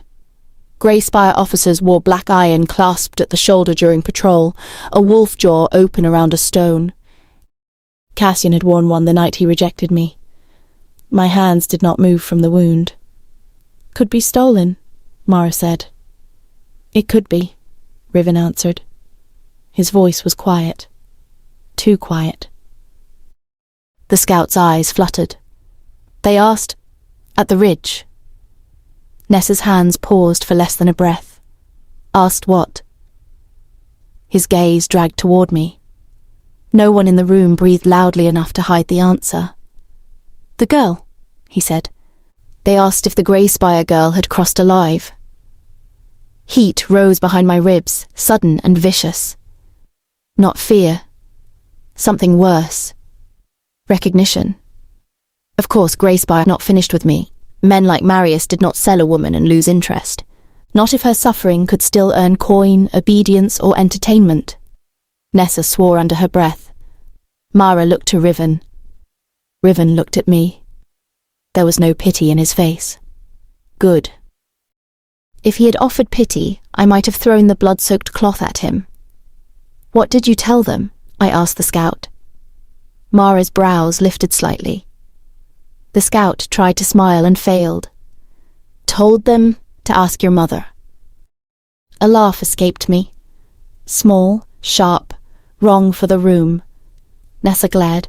Don't make him laugh. I'm trying to keep his insides where they belong. I didn't make him clever. No, the scout whispered. Born cursed. His eyes rolled back. Nessa shoved me aside with one hip. Pressure higher. Mara, lamp. Riven, if you're going to brood in my doorway, do it somewhere that doesn't block air. Riven moved. Not farther in. Away. Obedient to the healer like every other dangerous thing in this territory. Interesting. Very irritating. By the time Nessa finished stitching the scout, Tobin, someone finally called him, night had fully settled over the sanctuary. The outer gate remained locked. So did the inner one. Not from my side. I learned that when I left the healer's room with blood dried beneath my nails and walked straight across the yard. The air had teeth. Cold wind slid between buildings and stirred the lantern flames behind their iron covers. Above, guards moved along the walls with bows in hand. No one laughed now. The sanctuary had pulled its warmth inward, like an animal folding around an injury. I crossed the stone path toward the main gate. Flavia! Mara called behind me. I kept walking. Boots sounded after me. Good. Let her chase. At the inner arch, a guard stepped down from the post. Broad man, crooked nose, sensible enough not to reach for me. The yard is closed, he said. I can see that. No one leaves. I'm not trying to leave. He gave me a look. I gave him a better one. "All right," I said. "I am trying to leave." "No one leaves." "How efficient. You've repeated the rule in everything." Mara stopped several paces behind me. "Tomas, stand down." The guard did not move away from the gate. "Can't." "Can't," I repeated. My voice was calm. That was how I knew I was angry. I stepped closer to the iron bars and wrapped my fingers around them. The metal bit cold into my skin. My grip tightened until my brown knuckles strained. "I was told I wasn't a prisoner." "You aren't," Mara said. I turned my head slowly. "Then open it." She said nothing. There it was. No collar, no rope, no barred cart. Just iron and silence, and people calling it protection, because that sounded kinder. A door opened across the yard. I knew who it was before I looked. The sanctuary knew too. The guard straightened. Mara's mouth flattened. Somewhere on an upper walkway, a whisper died, unfinished. Riven crossed the yard without hurry. That should have made him less threatening. It did not. He wore no coat despite the cold. His sleeves were still rolled, one forearm marked with a smear of Tobin's blood. Not from touching the man, I realized, but from the door frame. Even his restraint got stained when others bled near him. He stopped several feet away. Always distance. Always control. "Open the gate," I said. "No." Simple. Clean. Honest enough to be insulting. I laughed once. There it is. His eyes stayed on mine. "You wanted the truth." "I wanted freedom." Freedom is not walking into a trap because pride dislikes walls. My pride has better instincts than most men. Tonight, your pride has 4 armed scouts waiting beyond the ridge. 4 men asked whether I arrived alive.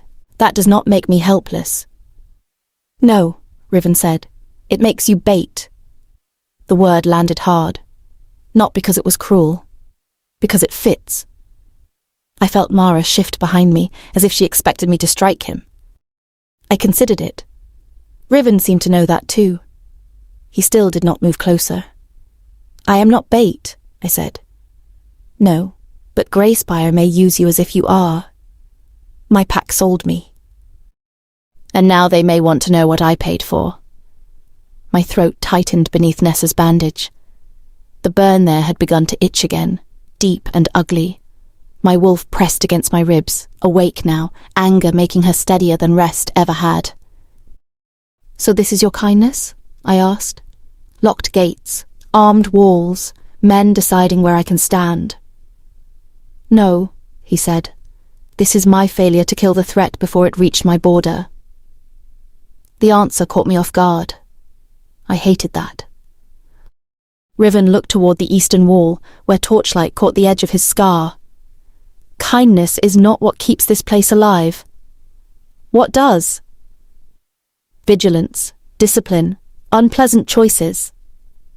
Spoken like every alpha who has ever called obedience survival. His jaw worked once. "A small thing. A real thing." "You're right," he said. I blinked. He continued before I could enjoy the victory. "That is why no one here is asked to obey blindly. They are told the danger, then the rule. Tonight the rule is no one leaves. And if I break it, then I stop you." Silence stretched between us. At last, no polished lie, no careful sanctuary answer, no freedom dressed up with soft hands and warm bread. I stepped away from the gate and faced him fully. "Then we are done pretending." "Yes," Riven said.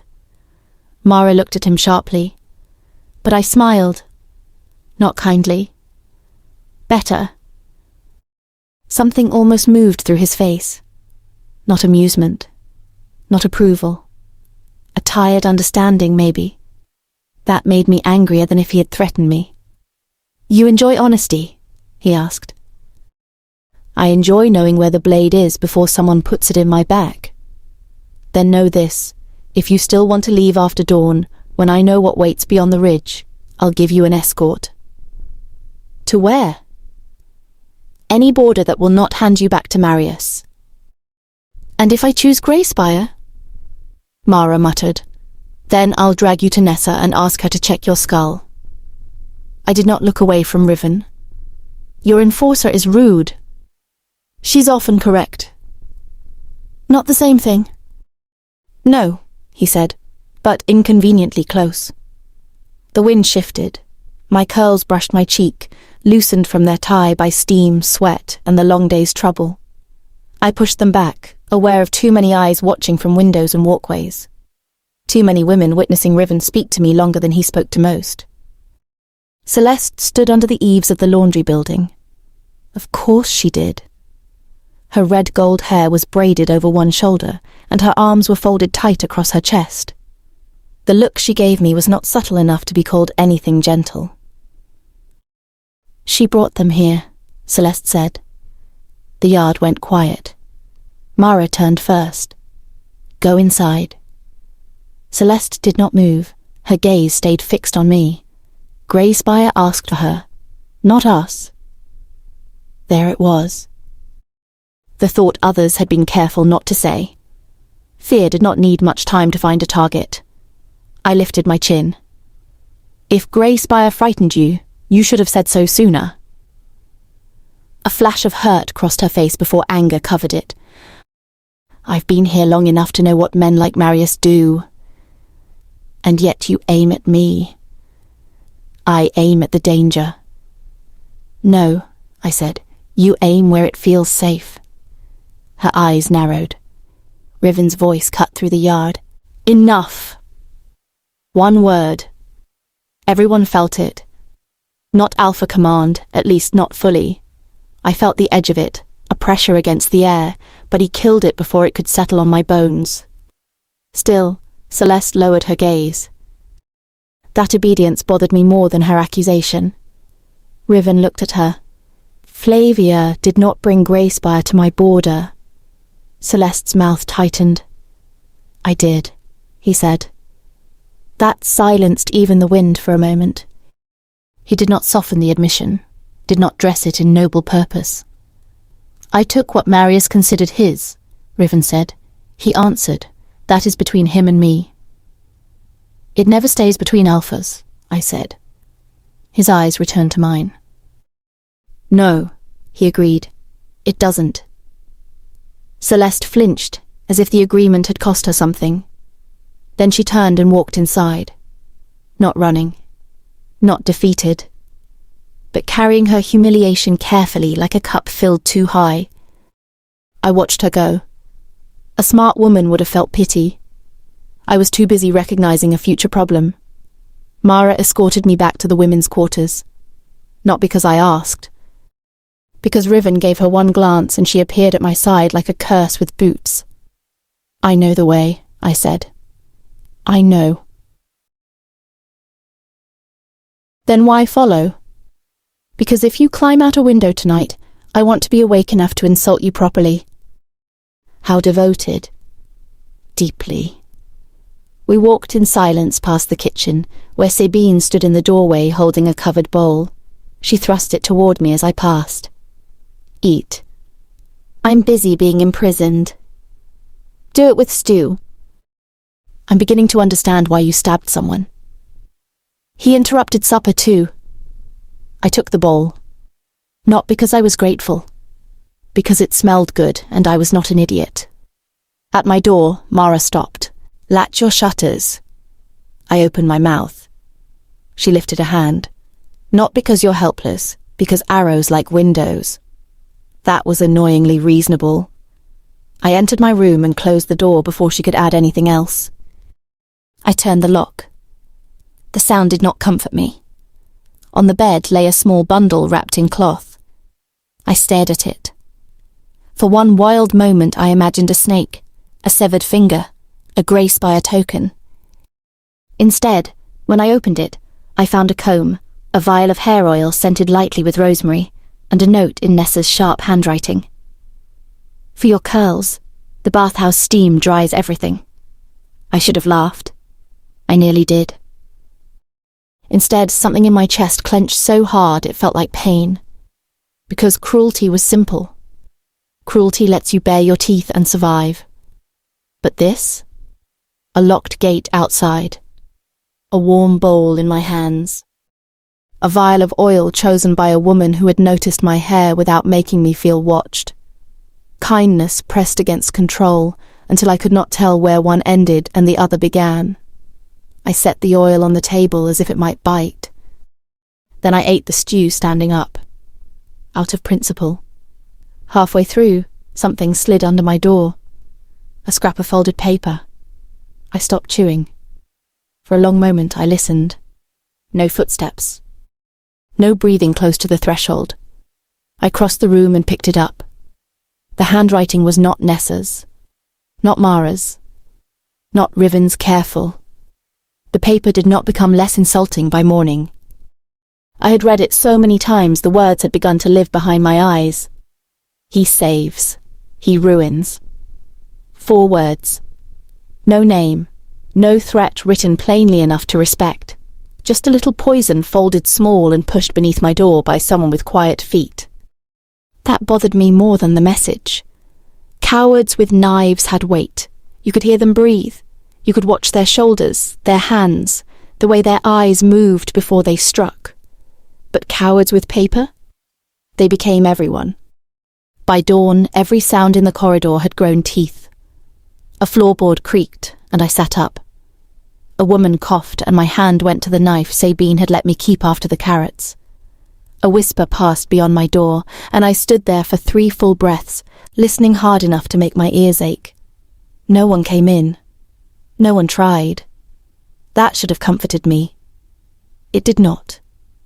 I folded the note and tucked it into the seam inside my sleeve. If someone wanted me warned, they could explain themselves. If someone wanted me afraid, they would have to work harder.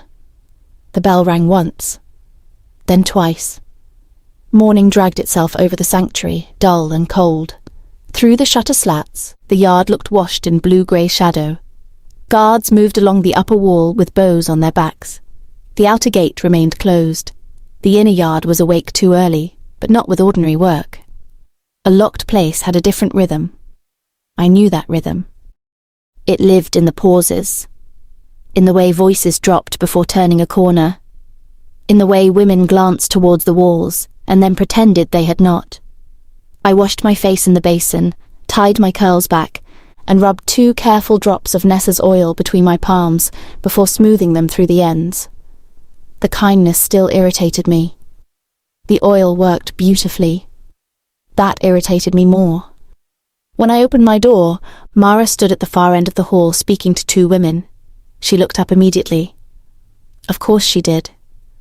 "Morning," she said. "Is it?" "Technically." "Then congratulations to all involved." One of the women beside her hid a smile behind her hand. Mara did not. "Everyone meets in the yard," she said. "Riven wants a count." I stepped fully into the hall. A count. Yes. How warm, how welcoming, very guest-like. Mara's gaze dropped briefly to my sleeve. Not the one with the note. The other one. Still, my spine tightened. "Guest or not," she said, "when scouts come bleeding through the gate, we count bodies in the morning." That sounds almost reasonable. It was an accident. I assumed. She turned and walked. I followed because refusing would have made me look more obedient than going on my own terms. The yard was already crowded by the time we reached it. Women stood in loose clusters near the well, the kitchen steps, and the laundry arch. Some had shawls wrapped over their shoulders. Some carried work baskets as if holding something familiar could keep fear from crawling too close. Celeste stood near the laundry building. She had braided her red gold hair tightly today. No loose softness, no falling strands. She looked carved out of restraint and resentment. Her eyes found me before I found her. Naturally. Sabine appeared at my side with a heel of bread wrapped in cloth. "Eat." "I'm beginning to think you only know one command." "I know several. That one gets ignored the least. She pushed the bread into my hand. I took it. Do you feed every problem? Only the ones with mouths. Branka stood behind her, arms folded, missing finger tucked against her sleeve. You look like you slept with one eye open. I slept with both open. That explains your face. My face is excellent. For a woman planning murder before breakfast? Yes. I liked Branka despite myself. That was unfortunate. Mara climbed onto the low stone step near the well. The yard quieted without her asking twice. Tobin lived, she said. A breath moved through the women. Relief. Real, soft, dangerous relief. He will continue living if he stops trying to argue with Nessa. A few weak laughs answered. Mara waited for them to die. The eastern ridge remains under watch. No one leaves the inner yard today. Garden detail stays inside the lower plots only. Training continues. Kitchen continues. Laundry continues. If you see anyone near east wall who does not belong there, you tell me, Branka, Sabine, or any posted guard. I lifted my hand. Mara looked at me with the expression of a woman already regretting her life. Yes, Flavia. If no one leaves the inner yard, what exactly do the gardens do? Grow from fear? The lower plots are inside the inner boundary. How educational. Anything else? Yes, if someone disagrees with being counted like livestock. The yard went still. Not because I had said something shocking. Because everyone had thought it and decided survival was better than speech. Mara held my gaze. Then she says so, Mara replied, loudly if she likes, while remaining inside the walls. A murmur moved through the women. I smiled without warmth. A generous prison. A temporary one. Most prisons start with temporary. And some graves start with open gates. That landed. I hated that it landed. Mara stepped down before I could answer, which was a rude strategy. Riven was not in the yard. I noticed. Then I hated that I noticed. The sanctuary pretended to return to work. Badly. Women stirred stew, beat rugs, hauled water, sharpened practice blades, folded linen. But every task had listening tucked inside it. Every laugh arrived too late or ended too soon. I carried my bread to the kitchen doorway and leaned against the frame while Sabine sorted onions with unnecessary violence. Do people often leave notes here? I asked. Her knife paused. Only once. Then continued. What kind of notes? The kind with words. Flavia. You say my name like I'm a headache you've learned to recognize by sound. You are. I tore a piece from the bread. Answer the question. Sabine set the knife down. Sometimes, women leave things for each other. Apologies, warnings, recipes, bad poetry if Elise has been drinking. Threats. Her eyes sharpened. Did someone threaten you? Curiosity threatened me. Curiosity doesn't sleep with a knife. Mine does. Sabine wiped her hands on a cloth and stepped closer. If someone put something under your door, tell Mara. How specific? How obvious? I chewed slowly. She lowered her voice. This place only works because rot gets dragged into the open before it spreads. And yet everyone here keeps secrets like winter stores. That's different. Is it? Her mouth tightened. There. No answer. The kitchen door swung open behind us, and Celeste walked in carrying a basket of clean clothes. Her eyes flicked from Sabine to me. Am I interrupting? Yes, I said. No, Sabine said at the same time. Celeste's smile was thin. Still charming, I see. I try to be consistent. She set the basket down. Some of us are trying to keep the sanctuary running, while others test every rule as if danger is a private performance. I looked at her. Did you practice that on the way here? Colour rose beneath the warm tone of her skin. Not embarrassment exactly. Anger with discipline. Sabine muttered, "Not in my kitchen." Celeste ignored her. "Greyspire came asking for you." "And yet you keep speaking to me as if I invited them." "Maybe you didn't have to." I went very still. Sabine saw it. Her hand moved toward the table, where the bigger knives lay. Smart woman. Celeste saw it too, but she did not step back. Some women bring storms behind them and call themselves unlucky. I smiled. It was not a kind smile.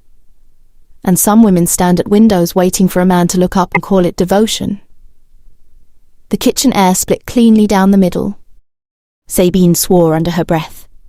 Celeste's face hardened. For a moment I thought she might slap me. Part of me wanted her to try. Not because I needed more enemies. Because an open enemy was easier to respect. Instead, she picked up the empty basket with careful hands. "You think you're the only woman here who refuses to kneel," she said softly. "You're not. You're just the newest." Then she left. That stayed with me longer than I wanted it to. I went to the training yard because anger had nowhere else to go. The yard sat behind the long hall, ringed by packed earth and low stone. Wooden practice blades hung on racks. Staves leaned against the wall. Targets stood near the far end, their straw bellies torn open by arrows. Elise was already there, bare arms marked with old scars and fresh sweat, turning a practice staff between her hands. She saw me looking and grinned. "You fight?" "Everyone fights." "Not everyone does it standing." Fair point. Branka sat on a bench nearby, mending a strap with thick thread. "She's wolfsbane weakened." "I'm also present," I said. "That doesn't argue against weakness," Branka replied. Elise tossed me a staff. I caught it with both hands, the wood smacking against my palm. My body remembered before my mind did. Weight, balance, distance. Greyspire had not trained women properly, but kitchens had broom handles, halls had corners, and men had knees. I stepped into the ring. Mara appeared at the edge like she had been summoned by poor decisions. "No throat strikes," she said. I touched the bandage at my neck. "Sentimental? Nessa will skin me if you reopen that burn." "How tender." "No eye gouging unless I say so." Elise laughed. "She says that to everyone." "Does she often say yes?" "More than you'd think." We began slowly. Elise tested my reach. I tested her patience. She was stronger. That became obvious within 3 passes. Her staff hit mine hard enough to send a shock up my arms. My muscles protested at once, the old poison still lingering beneath the skin, making everything slower than pride preferred. I adjusted. Strength was useful. So were ankles. I let her push me back 2 steps, then turned my staff low and swept for her leg. She jumped it. Fast. Too fast. Her grin widened. "Oh, good." Then she came at me properly. Wood cracked against wood. Dust rose beneath our feet. My arms burned. My breath tightened. I ducked 1 strike, caught the next, missed the 3rd by a finger's width, and felt wind brush my cheek. Women began to gather. Of course they did. Nothing drew a crowd like the possibility of humiliation. Elise fainted left. I followed half a breath too late.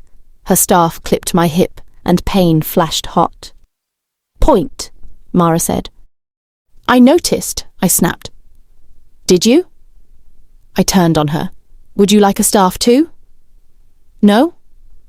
"Afraid?" "Busy watching you make the same mistake twice."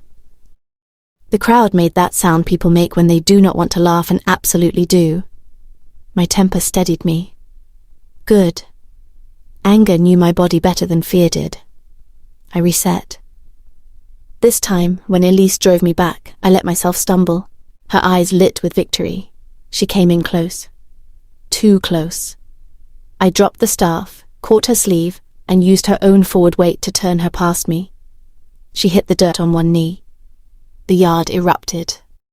Not loudly, Not cruelly, but enough. Elise stared up at me, startled. Then she laughed. Kitchen fighter. Survivor, I said, breathing hard. Mara's eyes narrowed with something like approval. There are no clean fights outside these walls.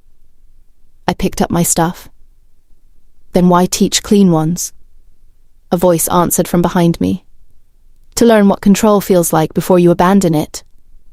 The yard changed. Again. I did not turn immediately.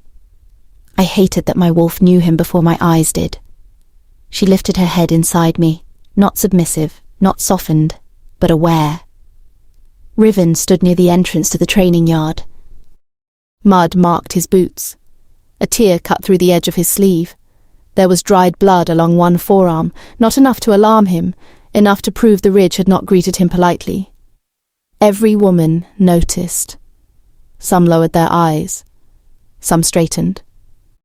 Celeste stood under the walkway with a bundle of linen in her arms, her gaze fixed on him like thirst.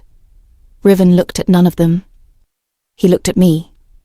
Of course everyone saw. Of course Celeste saw. My hand tightened around the staff. Enjoying the view? I asked. Mara closed her eyes briefly, as if asking some private god for endurance. Riven stepped no closer. Your left side is slow. My left side was not seeking your opinion. It found it anyway. Elise choked on a laugh. I looked at the mud on his boots, the blood, the controlled line of his shoulders. What did you find at the ridge? Mara's head snapped toward him. Apparently that had not been a question meant for public use. Good. Riven's gaze stayed on mine. Tracks, 4 men, pack-trained, 1 wounded after Tobin's arrow, grey spire clasp left where we would find it. Left, I repeated. Yes. A message. Yes. Something cold worked its way under my ribs. Not fear. Calculation. They wanted Riven to know they had come close. They wanted the women to whisper. They wanted me to understand that being sold had not made me unreachable. My fingers brushed the folded paper hidden in my sleeve before I could stop them. Riven saw. His eyes dropped to the movement, then lifted. You receive one too, he said. The yard went quiet. I hated him at that moment. Not because he was wrong, because he was right too quickly. Do you always watch women this closely? I asked. His expression did not change. When someone is hunting near my walls, yes. And when they aren't? A pause. Small. Dangerous. Less obviously. The answer should not have moved through me the way it did. So I sharpened my voice around the feeling and cut it down. How reassuring. Mara stepped closer. Flavia. I drew the paper from my sleeve but did not hand it over. Mara's face hardened. Riven held out one hand, palm open, stopping short of asking with words. I laughed once. No. He lowered his hand. Just like that. No command, no snatch, no alpha pressure pushing at my bones. That unsettled me more than if he had tried to take it. I unfolded the note myself and held it where he could read. His eyes moved over the 4 words. He saves, he ruins. Nothing changed in his face. Nothing. But the air did. A heaviness entered him, so swift and controlled that I might have imagined it if my wolf had not gone utterly still.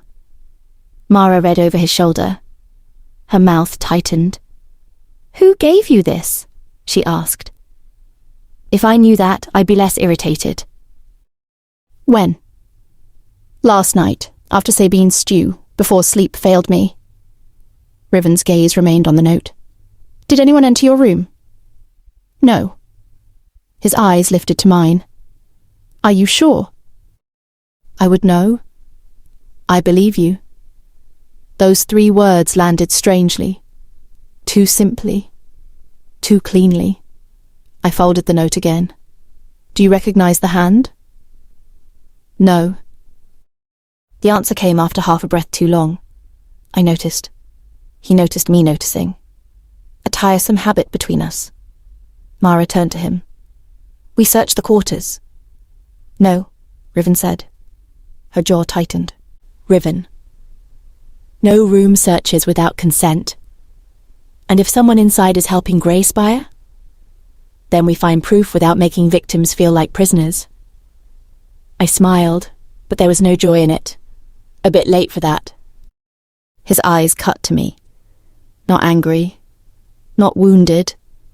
Something harder. You feel like a prisoner because the gate is locked, he said, not because your room is yours. The difference matters to you? Yes. That answer struck the yard with more force than a shout. Celeste made a small sound from beneath the walkway. I looked at her. Her face was tight, eyes bright with something that was not only jealousy now. Hurt. Fear. Maybe memory. Maybe the note is true, Celeste said. Mara turned. Enough. Celeste clutched the linen closer. Maybe she should know. Maybe everyone should. Riven went still. Not the stillness of a man listening. The stillness of a blade held above skin. Celeste, he said. Only her name. No command wrapped around it. Still, she stopped. But she looked at me when she spoke again. Women here learn not to ask certain questions. I felt the note against my palm. What questions? Celeste's mouth opened. Riven's voice cut across the space, low and absolute. Not like this. The yard fell silent. There it was again. A door inside him slamming shut. I watched him closely now, more closely than he had watched me. He did not look afraid. That would have been too easy. He looked guilty. Not fully, not openly. He had buried it too deep for that. But guilt had a scent when it cracked. A bitter thing. Old. Mara stepped between him and Celeste, her body angled toward the red-haired woman. Go inside, she said quietly. Celeste's eyes shone with humiliation, but she obeyed. Again. That obedience scraped at me. She passed close enough that I could smell lavender soap and laundry steam. Close enough to whisper. Keep asking, she breathed, so softly I almost missed it. See what answers do. Then she was gone. Training ended after that. Not officially. No one said so. But the yard lost its appetite for movement. Elise took her staff and walked to the racks. Branka gathered her mending. Women drifted back to chores with their eyes full of questions they did not dare hold too long. Riven remained by the entrance. Mara stood beside him, her mouth a hard line. I should have left. Instead, I walked toward him until there were only several feet between us. He did not step back. He did not step closer. Always that careful distance. You have a very strange way of not owning people, I said. His eyes held mine. I know. That was not an apology. No. At least you're consistent. I try. I lifted the folded note. Whoever wrote this thinks you ruined someone. His scar caught the daylight when his jaw shifted. Yes. Just that. My pulse kicked. He did not deny it. Did not explain. Did not soften the word. I waited. He gave me nothing else. My laugh came out quiet. You are all locked doors, aren't you? No, he said. Some are open. You just don't like where they lead. Then try me. For the first time, his control showed strain. Not much. Enough. His gaze moved from my face to the bandage at my throat, then away before it could feel like something else. No, he said. The word was not cruel. That made it worse. Because I'm too fragile. Because you are angry enough to use pain before you understand it. I stepped closer before thinking. He went completely still. So did I. The space between us narrowed to the length of a staff. My wolf did not retreat. Neither did his. I felt him then. Not his touch, not his command, but the force of what he held back. Power pressed behind his skin like storm water behind a dam, and he kept it there, locked, bleeding himself on the inside to keep from flooding the room. I should not have understood that. I did. That angered me most. "You watch me," I said. "Yes." "Why?" His answer did not come quickly. Around us the yard breathed shallowly. Finally, Riven said, "Because you watch back." That was not enough. It was too much. I turned away first. Not because I was losing, because if I stayed I might ask the wrong question. Or worse, the right one. That night, Mara stationed herself in the hall outside the women's quarters. She pretended it was not for me. I pretended to believe her. I sat on my bed with the note unfolded beside my release paper, both of them lit by one small candle. Freedom and warning. Ink and poison. How generous this place was with paper. Outside my window, the yard had quieted. Torches burned along the walls. Guards changed posts in low voices. Somewhere below, Sabine cursed a pot loud enough to prove life had not completely surrendered to fear. I went to the window. I lifted one shutter just enough to see. Riven stood near the well. Alone. No cloak, no visible weapon, though I knew better than to think him unarmed. He was looking toward the eastern wall, his body held in that terrible discipline, as if even rest was something he had denied himself years ago.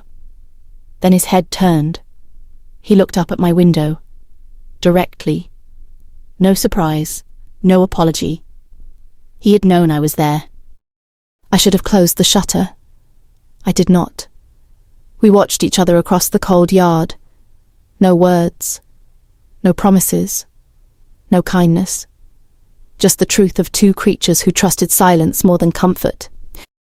Then, beneath the laundry arch, another shadow shifted.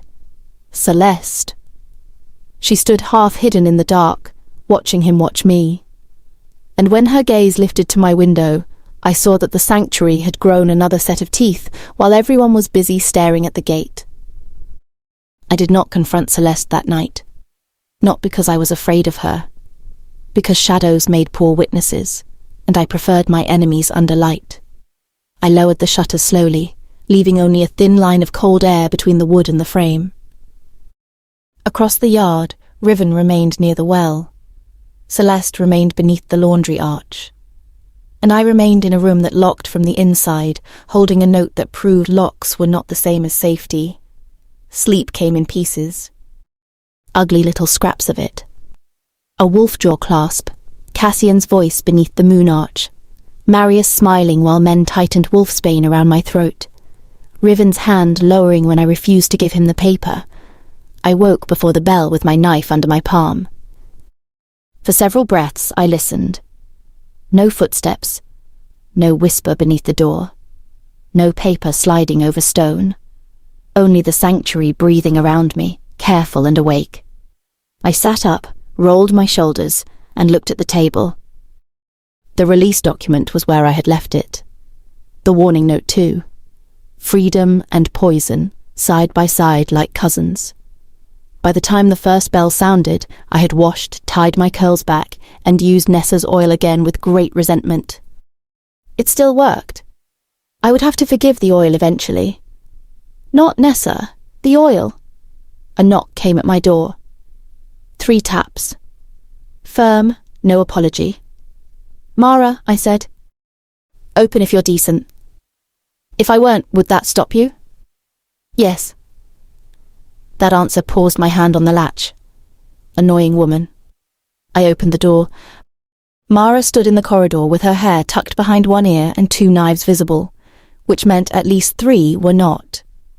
Behind her, several women moved toward the washroom, speaking in low voices. Every one of them looked at my door without looking at my door. Subtlety remained wounded. "Riven wants permission to inspect your threshold," Mara said. I leaned one shoulder against the doorframe. "My threshold has become popular." The note passed under it. "Very clever of the threshold." Her eyes did not move. "He won't enter."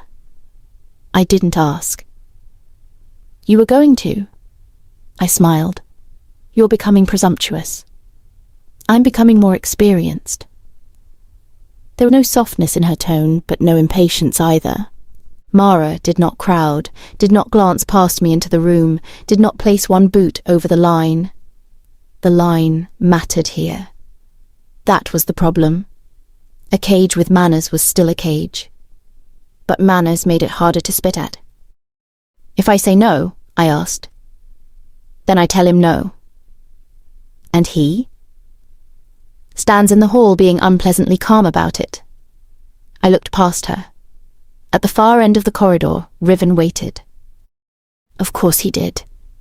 He stood near the bend with his hands at his sides, far enough that no one could accuse him of hovering, close enough that his attention filled the corridor anyway. His dark hair was tied at his nape, his scar cut hard along his jaw. No crown, no ceremony. Still, the women passing him lowered their voices. Some lowered their eyes. He did not seem to notice. No, that was a lie. Riven noticed everything. He simply refused to feed on it. That might have been worse. "Ask me yourself," I called. Mara's mouth twitched. Riven came down the hall. Not quickly. Not slowly. Like a man who had measured every step before taking it.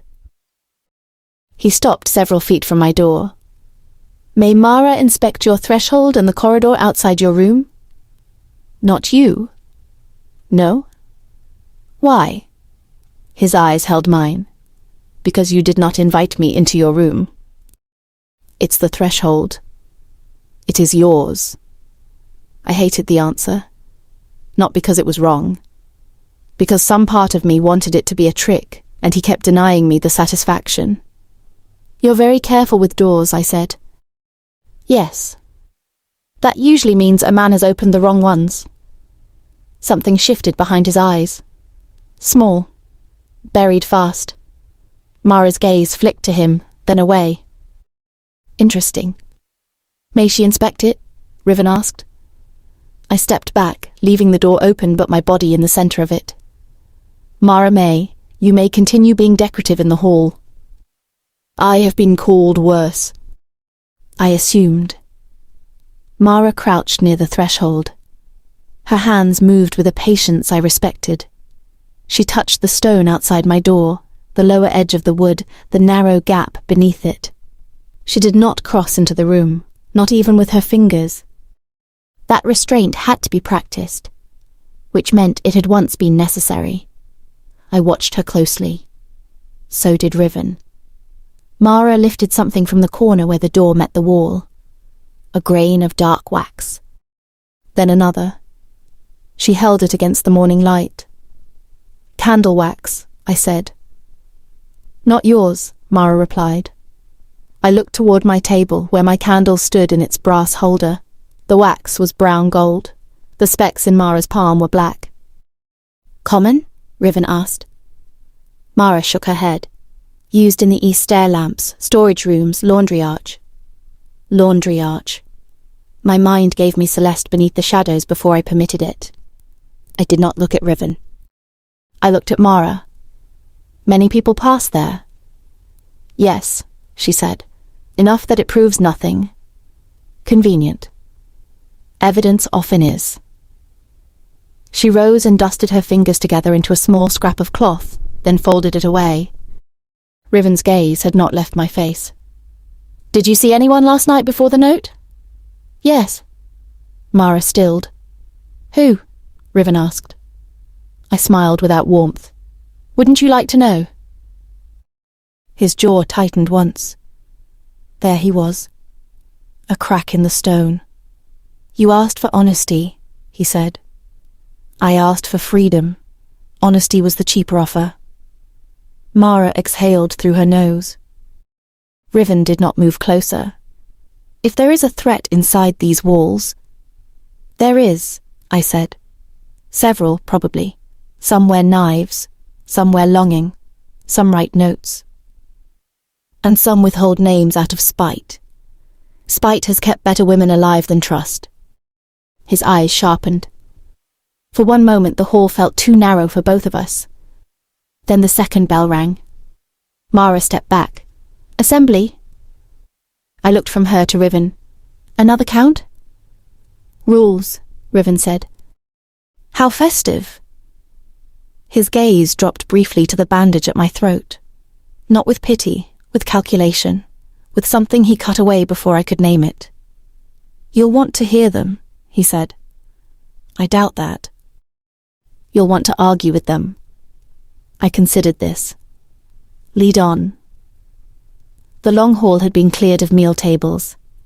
Benches lined the walls. Women stood in clusters beneath the rafters, shawls pulled tight, arms folded, faces guarded.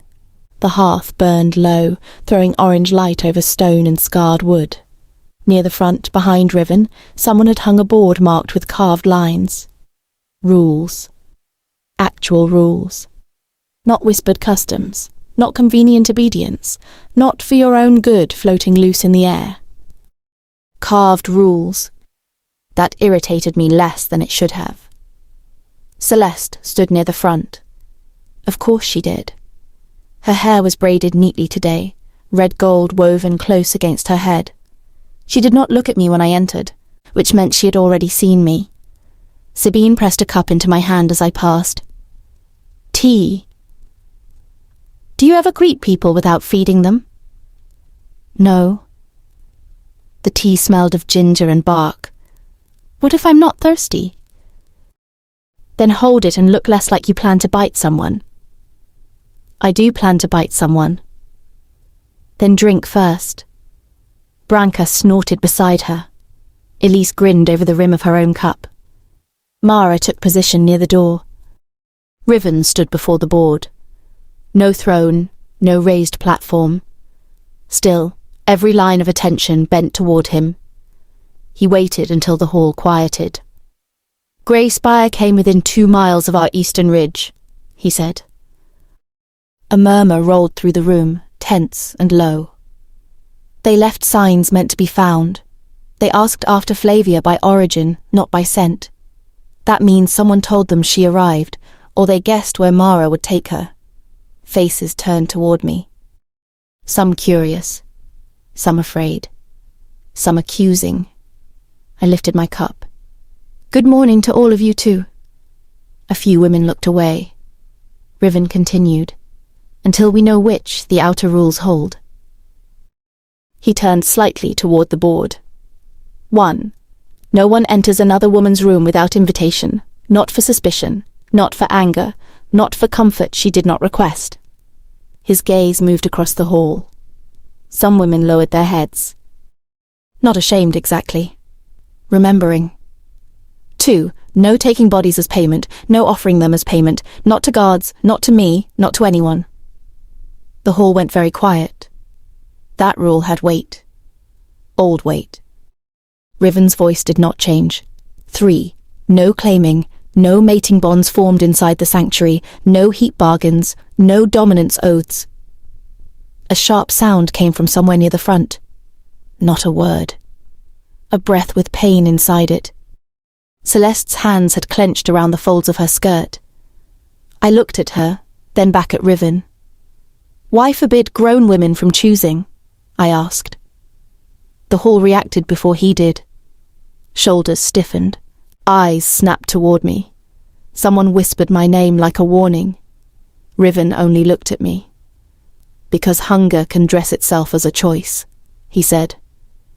My fingers tightened around the teacup. He did not look at Celeste when he continued, but I felt the words strike her anyway. "Many women arrive here grieving a bond, some grieving the lack of one, some taught since childhood that an alpha's attention means worth. I will not build a refuge and then let desperation be harvested inside it." Harvested. A brutal word. An accurate one. I hated that too. Celeste lifted her chin. "You speak as if we don't know our own minds." Riven turned to her then. Not unkindly. That was crueler.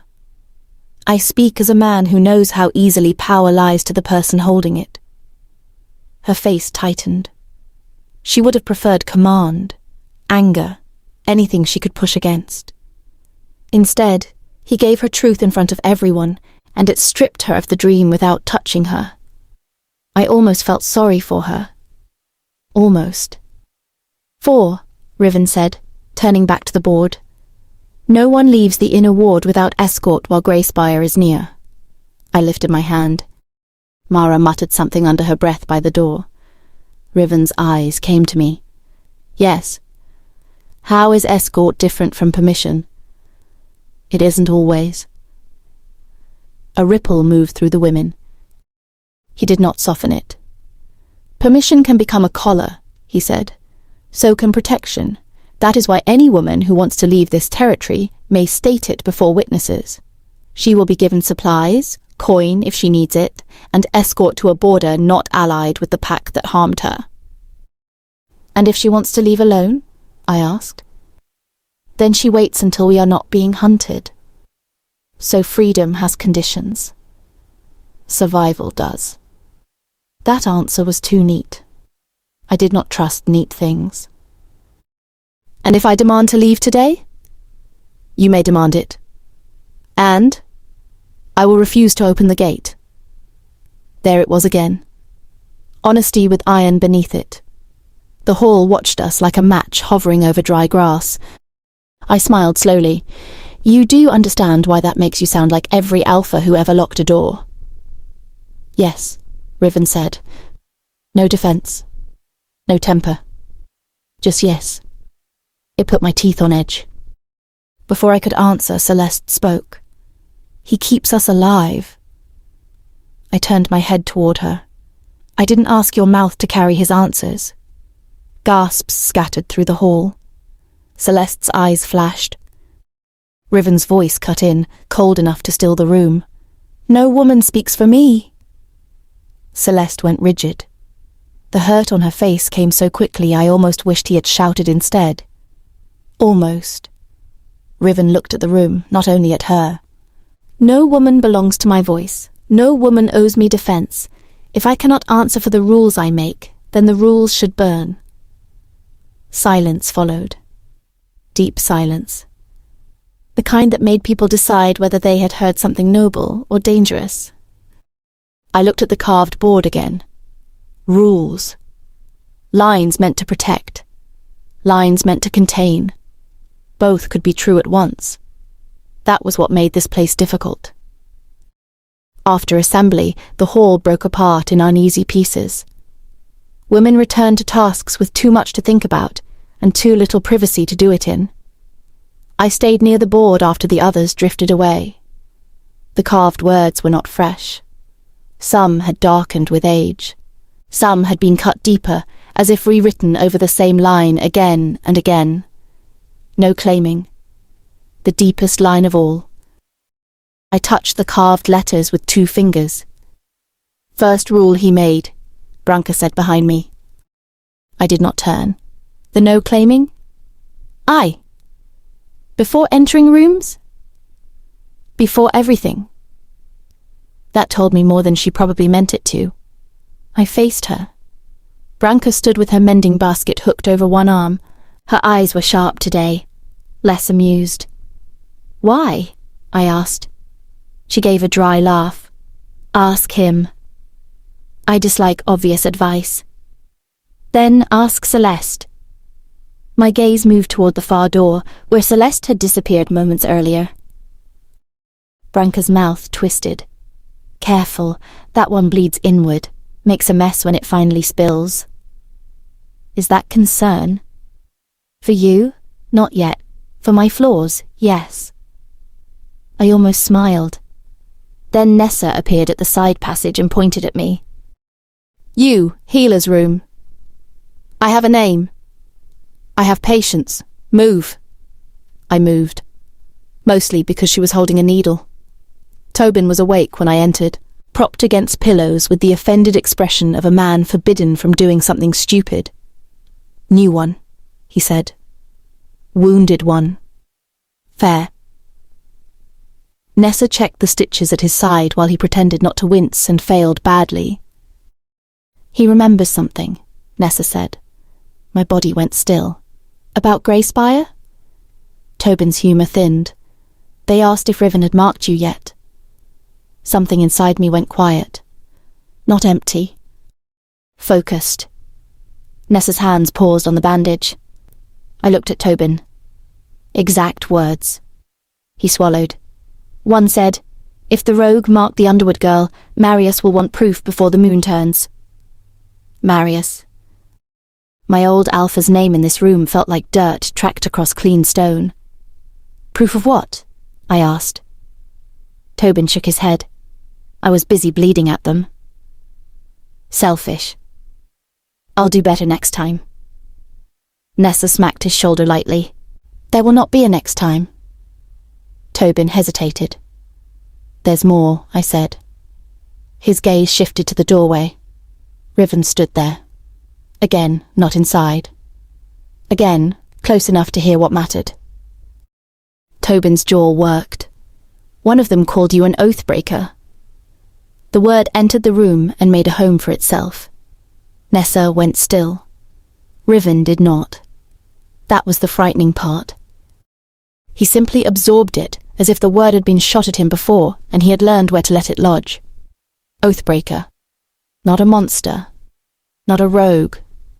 Not a collector. Something older.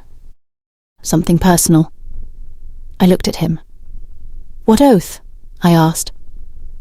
Nessa's eyes closed briefly. Tobin suddenly found the ceiling fascinating. Riven's gaze stayed on mine. For a moment I thought he might answer. A real answer. One with blood on it. Instead he said, "Not today." I laughed quietly. The sound had no amusement in it. Your rules say no woman speaks for you, convenient when you barely speak for yourself. His expression did not change, but the air around him tightened. Flavia, Nessa warned. No, Riven said. He looked at me like I had put a blade exactly where it belonged. She's right. That should have satisfied me. It did not. Because he still did not answer. He stepped back from the doorway. Mara will take you to the ridge after midday. My pulse shifted. What? You wanted to see what waits outside the walls? I wanted the gate opened. You'll get the ridge, with escort. Because you trust me. No. At least he did not insult me with a lie.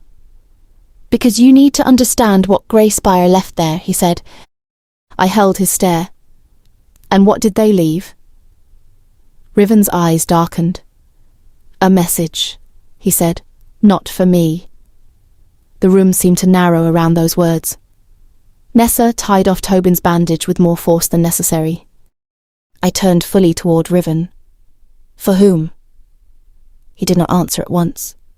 Then from somewhere outside the healer's room a bell rang. Once. Hard. Then again. Not the meal bell. Not the assembly bell. A warning. Mara's voice cut through the corridor. East wall. Riven was already moving. Nessa cursed. Tobin tried to rise and nearly fainted for his trouble. I stepped into the passage before anyone could tell me not to. Women were running toward the yard. Guards shouted from above. The sanctuary, which had spent the morning carving rules into the air, suddenly remembered that rules meant nothing if the walls failed. At the far end of the corridor, Riven stopped and looked back at me. Not command. Not invitation. A choice, sharpened by urgency. I went after him. I went after him. No one stopped me quickly enough. The corridor emptied into motion. Women were being pushed toward the inner hall by guards who were trying not to look afraid. Fear did not suit armed men. It made them clumsy. Riven moved ahead of me with Mara at his side, both of them cutting through the sanctuary like the warning bell had carved a path only they could see. Flavia, Mara snapped without looking back. I heard the bell. That wasn't an invitation. I'm moved by your concern. Riven did not turn. Let her see. Mara's head whipped toward him. Mine almost did too. He kept walking. Annoying man. The east wall rose at the far side of the yard, old stone stacked high and reinforced with black timber. Guards stood along the upper walk with bows drawn. Below them, several women clustered near the laundry steps despite orders, craning their necks toward the commotion. Celeste stood among them. Of course she did. Her gaze found Riven first, then me. Something tightened in her face. I ignored her because the wall had become more interesting.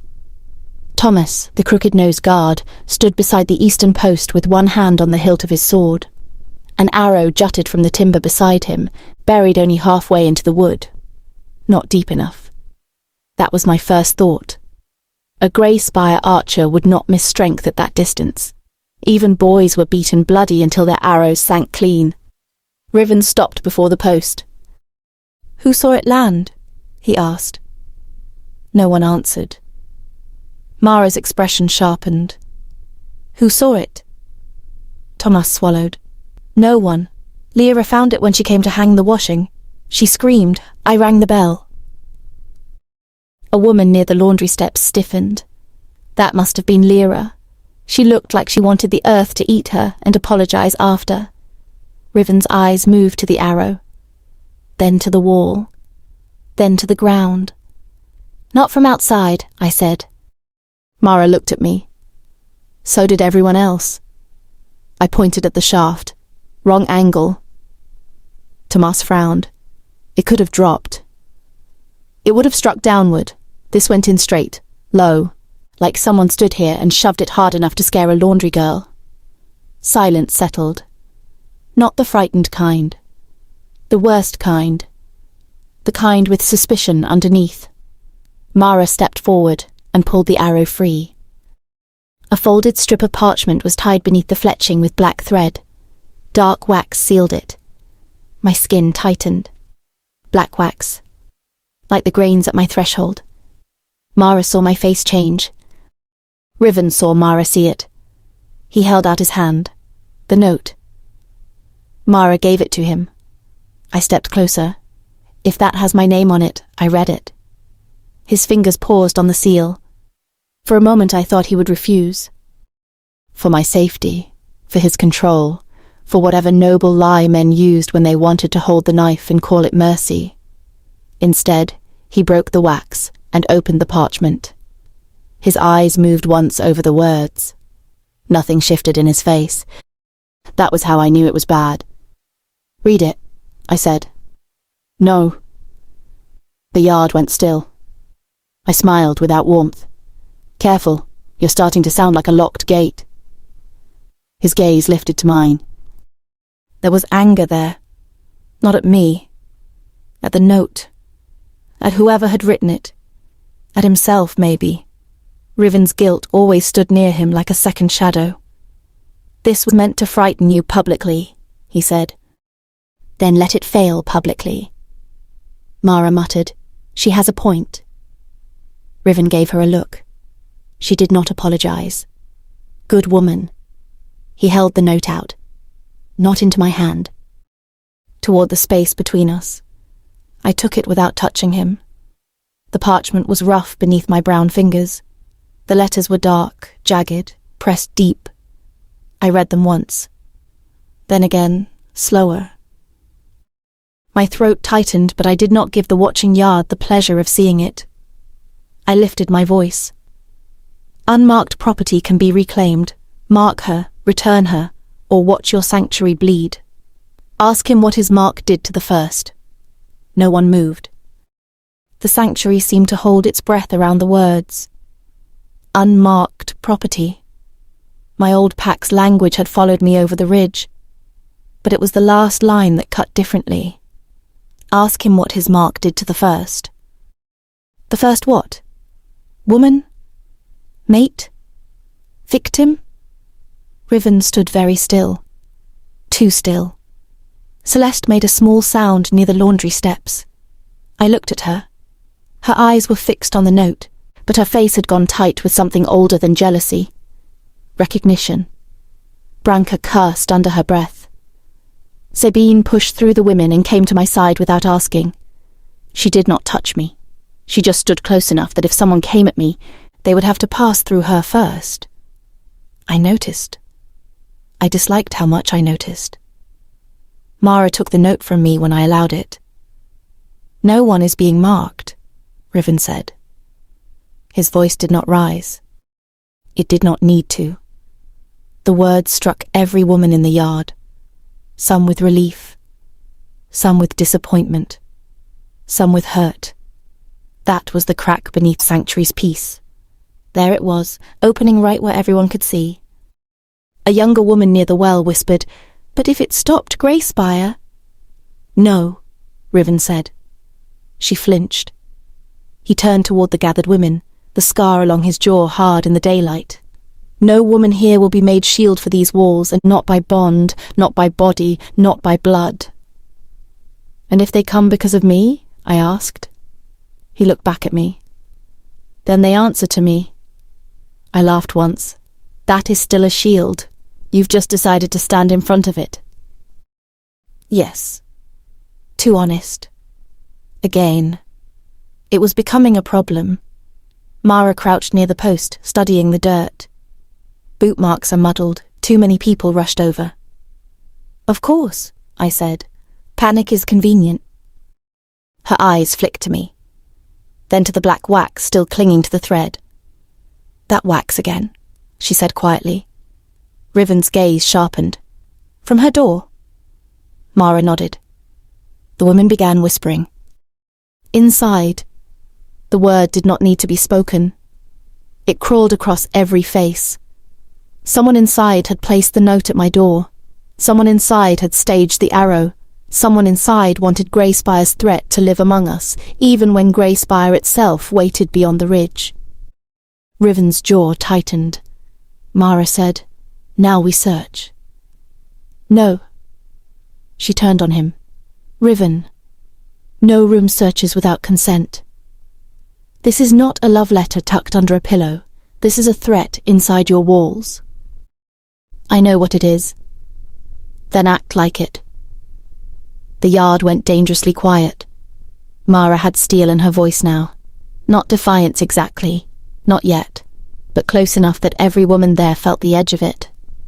Riven did not use command. He did not bare teeth. He simply looked at her and said, "If we tear through their rooms because someone wants us afraid, then whoever wrote this wins twice." Mara's nostrils flared. I watched him. There were easier ways to rule, faster ones, brutal ones. He knew them. That was what made his restraint matter, and what made me distrust it. Because restraint was a choice, which meant someday he could choose differently. I folded my arms. So what now? We all politely ask the enemy to confess over breakfast? His eyes came to me. We ask who will allow inspection. We check common spaces. We track the wax. We increase watches, and we do not give fear permission to become law. That last line landed harder than I wanted it to. Celeste stepped forward. "And her?" I turned slowly. Her chin lifted. Greyspire named her, not the rest of us. Sabine bristled beside me. "Careful." Celeste's eyes flashed. "I am being careful. That's what none of you seem to understand." "No," I said.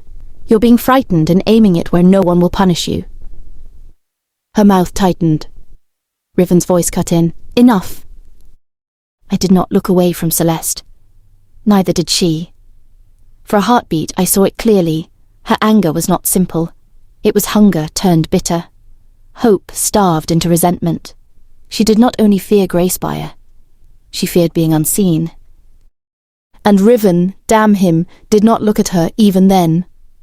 "Everyone to the hall," Mara ordered. "Voluntary inspections will be taken by name. No one walks alone until further notice." A murmur rose. Voluntary. Another gentle word with iron underneath. The women began to move. Celeste stayed where she was until Riven finally turned toward her. "Celeste," he said quietly. "Inside." Her face changed. Just for a second. The hurt was raw enough that I almost looked away. Almost. Then she walked past him without another word. By midday, the sanctuary had learned to whisper in corners. Common rooms were inspected first: laundry shelves, storage alcoves, kitchen cupboards, the east stair lamps. Black wax was found in 3 places it belonged, and 1 place it did not. Behind a loose stone near the women's corridor. Mara did not say what that meant. She did not have to. Women lined up outside their rooms and gave permission one by one. Some did it quickly, eager to prove innocence. Some hesitated, trembling with old memories of men throwing their belongings onto floors. A few refused. Riven accepted every refusal. That made people angrier than if he had forced them. Fear liked certainty. He gave them none. I stood outside my room while Mara checked the corridor wall again. "Do you want mine searched?" I asked. She glanced at me. "Do you?" "No." "Then no." "You don't think I wrote threatening notes to myself?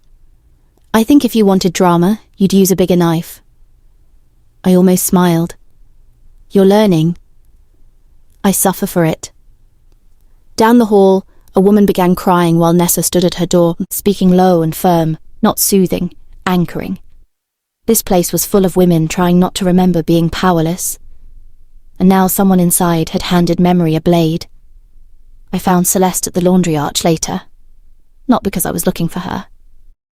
Because I was looking for the wax lamps. That was what I told myself. She stood alone beside a table of folded linens, hands pressed flat to the wood. The afternoon light caught the red gold of her braid and the tension in her shoulders. "You're enjoying this," she said without turning. I stopped beneath the arch. "You'll need to be more specific. I enjoy many things. Arguments, good stew, men falling downstairs." His attention. There it was. I sighed. If I wanted a man's attention, I would choose one with fewer walls and better manners. You say that because you have it. I looked at her back. Do you hear yourself? She turned then. Her eyes were bright, but she had not cried. Pride held her together with both hands. You arrived yesterday bleeding and snarling, and he changed the rules of the room around you. He has not changed a single rule for me. No, she said softly. He is afraid he might. That struck too close to something I had not allowed myself to consider. So I cut it down. You know nothing about what frightens him. Celeste laughed, but it broke at the end. I know more than you. Then speak. Her gaze moved toward the yard, toward the well, toward the space where Riven had stood last night looking up at my window. Before the rules were carved so deep, she said, some of us thought rescue meant being chosen. I said nothing. That silence was kinder than anything I could have offered, and I hated it. Celeste's mouth twisted. We were fools. Hope does that. Her eyes snapped back to mine. For once, she did not look angry. Only tired. You think a mark is only a leash, she said. My mate rejected me under a moon arch while my pack watched. Then they sold me to cover a debt I never made. Yes, I think bonds are leashes with prettier songs. Something moved across her face. Not pity. Very nice. Pity would have ended the conversation badly. He won't mark you, she said. I didn't ask him to. That won't matter to everyone else. I thought of the women in the yard, the whispers, the disappointment when Riven refused, the way fear had already begun choosing sides. No, I said. I suppose it won't. Celeste stepped closer. Not enough to threaten. Enough to be heard. The note was not wrong about everything. My pulse shifted. About what? Her gaze held mine. Then she looked over my shoulder. Mara stood at the edge of the arch. Of course she did. Her expression was unreadable, but one hand rested near a blade. Celeste's mouth closed. Coward, I almost said. But fear was not always cowardice. Sometimes it was a wound learning the shape of silence. Mara's gaze moved from her to me. Ridge, now. I frowned. After that little performance at the wall? Especially after. Celeste's eyes sharpened. He's taking her outside. Mara is taking her, Mara said. Riven is making poor decisions nearby. I looked at Celeste one last time. What wasn't wrong? I asked. She said nothing, but her eyes went briefly to my throat, then away. Riven waited at the inner gate. No cloak, sword at his hip, dried mud on his boots from the morning ridge. The guards opened the first lock, then the second. The sound moved through me in a way I did not like. All morning I had called this place a cage. Now the door was opening, and the air beyond it felt no kinder. Riven looked at me. Stay between Mara and the wall line. How romantic. His expression did not change. If Greyspire fires, romance will not be my concern. You have so many charms. Do women faint often? Not for that reason. Mara made a strangled sound that might have been a cough. The gate groaned open. Beyond it waited the path toward the eastern ridge, narrow and cold beneath the trees. I stepped through. My hand brushed the bandage at my throat. Behind me, the sanctuary watched. In front of me, Greyspire waited somewhere beyond stone and shadow. And between both, Riven walked without touching me, carrying secrets heavy enough to bend the air around him. The world beyond the gate did not smell like freedom. It smelled like wet leaves, old stone, and men who wanted my throat back in a collar. The gate groaned shut behind us with a heavy final sound. One lock turned, then another. The noise settled between my shoulder blades like a hand. I looked back once. The sanctuary watched from behind the wall. Faces gathered in narrow gaps, behind window slats and between guard posts. Women who called this place a refuge looked at the open forest as if it were a mouth. Maybe it was. Mara walked ahead of me with a knife already loose in her hand. Riven took the rear, which irritated me immediately. I don't like being herded, I said.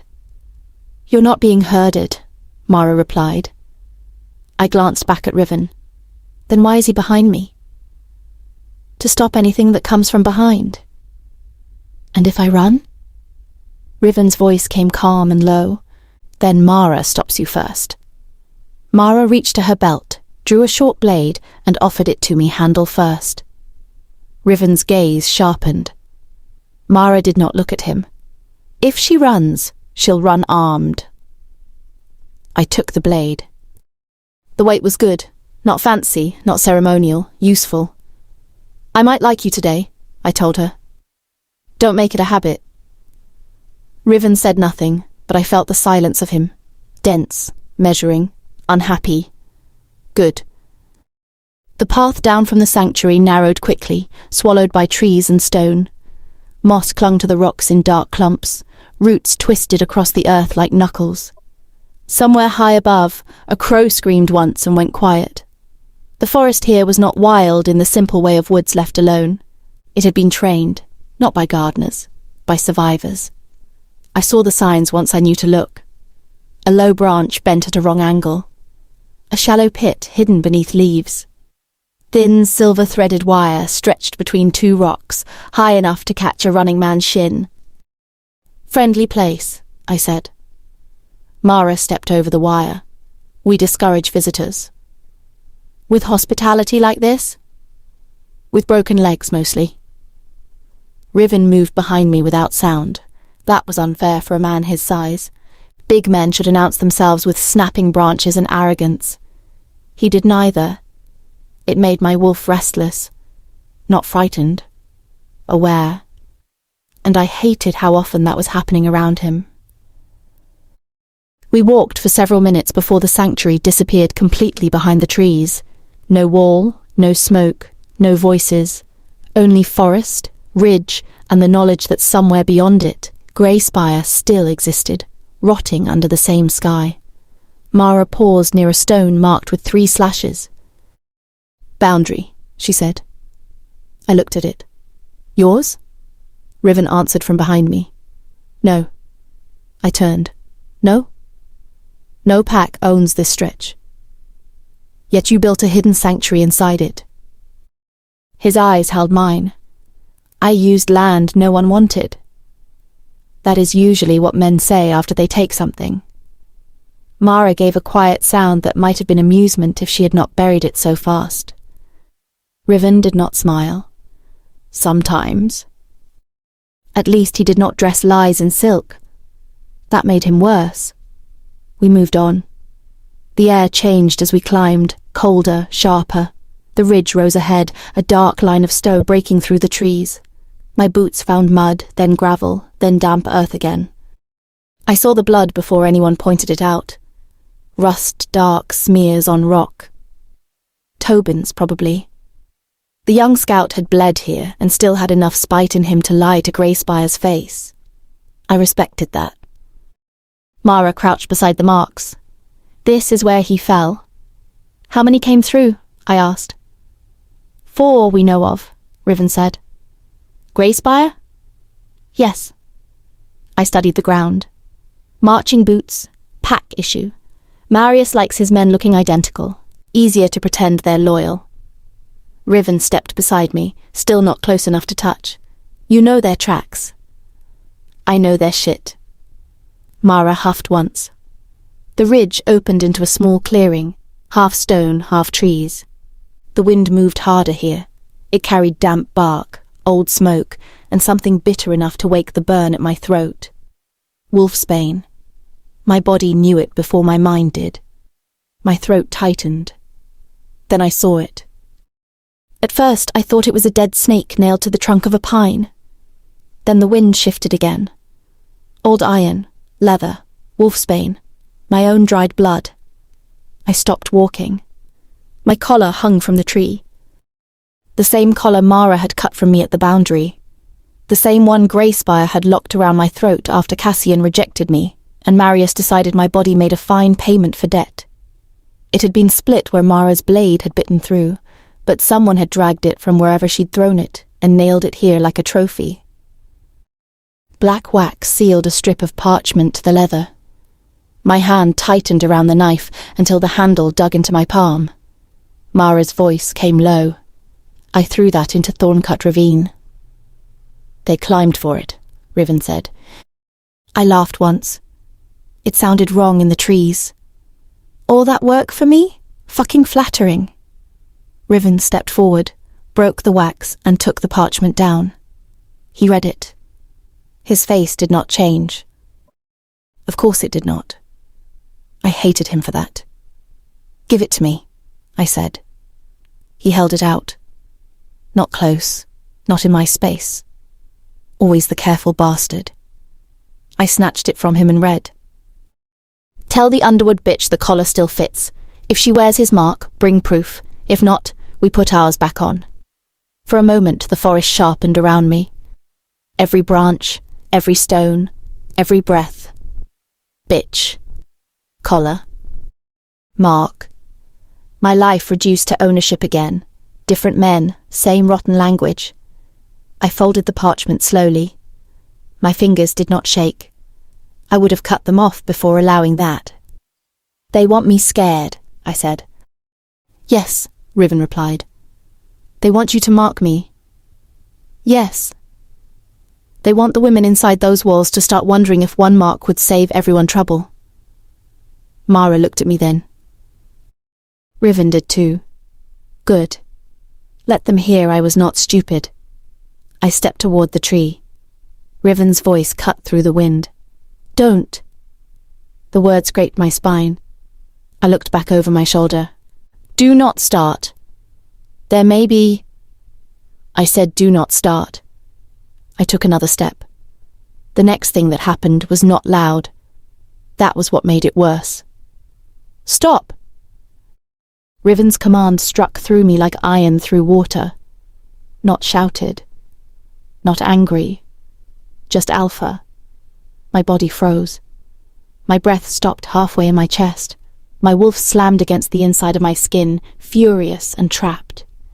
For one brutal heartbeat, I was not in the forest. I was under the moon arch again. Cassian's rejection in my ears, Marius's men behind me, wolfsbane burning through leather while my knees tried not to bend. Then Mara moved. Fast. She hooked an arm across my middle, not holding me long, just dragging me back one hard step. A thin wire snapped up from the leaves where my boot had been about to land. A barbed loop whipped through the air and struck the tree with a hiss. Wolfsbane paste glistened along the wire. If I had taken one more step, it would have wrapped around my ankle. Maybe my calf. Maybe worse. Mara cut it with 2 quick strikes and cursed. Shit. Riven was already crouched, inspecting the trap. Fresh. I could breathe again. I could move again. The command released me. But the damage remained. Not to my body. To something older, meaner. I turned on him. Don't you ever put your fucking voice inside me again. Mara went still. Riven rose slowly. His eyes were dark, not cold now, not empty. Worse. Regret. I saw the wire, he said. Then use my name. I did not mean to command you. That's what every alpha says after his power does the dirty work for him. His jaw tightened. Good. I wanted him angry. Anger was honest. Anger had shape. I could fight anger. I stopped you from stepping into Wolfsbane, he said. And I am telling you what it cost. The wind moved between us. Mara looked from him to me like she was counting how many bones this argument might break. Riven lowered his voice. I'm sorry. The apology landed wrong. Too fast, too controlled, too clean for the filth it had touched. Keep it, I snapped. His expression hardened. No. No? No, he said. You don't have to take it, but I owe it. That should have ended it. It did not. Because the collar was on the tree. The note was in my hand. His command was still crawling out of my blood. And I had been pushed too far to be clever. This is why you made all those pretty rules, isn't it? I asked. No claiming, no bonds, no touching, because you know exactly what your power can do when you stop pretending to be gentle. Mara said my name once. Flavia. Warning. I ignored her. Riven went very still. That should have warned me too. It did not. You save women and keep your hands clean, I continued. You feed them, house them, make them grateful. Then you stand far enough away to look holy while they ache for scraps of you. His eyes sharpened. There. That cut. Careful, Mara said. Fuck careful. The words came hot now. Mean. Mine. I pointed at the collar. The note said to ask what your mark did to the first. Riven's face closed. Not softened. Closed. Like every door inside him had slammed at once. I stepped closer. So I'm asking. No, he said. One dead mate, right? That's the story everyone swallows and chokes on around here. Mara's blade whispered half an inch from its sheath. Riven lifted one hand. She stopped. He did not look at her. He looked only at me. Do not use the dead to test me, he said. His voice had changed. Lower. Rougher. The forest seemed to lean away from it. My wolf went silent in a way I did not like. But I had already opened my mouth, and pride is a stupid, vicious animal when wounded. Did she die because you commanded her to? Something moved across his face. Not anger. Pain. Real, sudden, ugly. It was gone almost immediately, buried under discipline so brutal it looked like violence turned inward. For 1 second, I wished I had not said it. Then I hated myself for wishing. Riven took 1 step toward me. The air thickened. Power rolled off him, dark and heavy, pressing into the clearing. Leaves shivered without wind. Somewhere in the trees a bird broke from its branch and vanished. My knees remembered obedience. I locked them. I lifted my chin and held his stare. If you want me down, I said quietly. "You'll have to break me. I won't kneel because your grief got its teeth out." Mara moved between us. Not fully. Just enough. Riven. His hands were fists at his sides. For a moment he did not seem to hear her. Then his eyes dropped to Mara's shoulder, to the knife in my hand, to the collar nailed behind me. He drew one breath. Then another. The power pulled back. Not easily. Not gently. Like something being dragged into chains. When he spoke, his voice was controlled again, but it had lost its smooth edge. "I saved them," he said, "because someone should have." Silence. The words did not explain enough. They explained too much. I swallowed around the burn in my throat. "And who was supposed to save her from you?" Mara closed her eyes. Riven did not answer. That was answer enough. The wind came over the ridge and moved through us, cold and sharp. After a long moment, he turned from me and walked to the tree. With one clean motion, he tore the collar free. The nails came with it, ripping bark and leather. He wrapped the wolfsbane-stained thing in a strip of cloth from Mara's pack. "Leave it," I said. "No." I stepped forward. "It's mine." His gaze returned to me. The clearing held its breath again. Then he held the wrapped collar out. I took it. The wolfsbane burned even through the cloth. A dull sting crawled into my palms, but I did not let go. Riven saw. Of course he saw. He said nothing. Wise man. Mara found black wax pressed into the back of one nail. "The same," she said. Riven looked toward the sanctuary. "Inside and outside," I said. "Yes." "So someone behind your walls either helped place this or wants us to believe they did." "Yes." My laugh was quiet. "Your refuge has a damn fine sense of humour." He looked at me for a long moment. It was never meant to be perfect. "No, just better than hell." "That is not enough," he said. The words were not for me. Not entirely. We started back. No one spoke for the first stretch. The forest had changed now that I knew what waited in it. Every twig snap became a footstep. Every shadow looked like a man crouched low with a bow. Halfway down the path, a distant howl rose from beyond the ridge. Greyspire. My wolf lifted her head. Mara cursed again. That was close. Riven did not command this time. He said, very clearly, "Flavia, left, now." My body reacted because I chose to move, not because his voice forced me. I stepped left.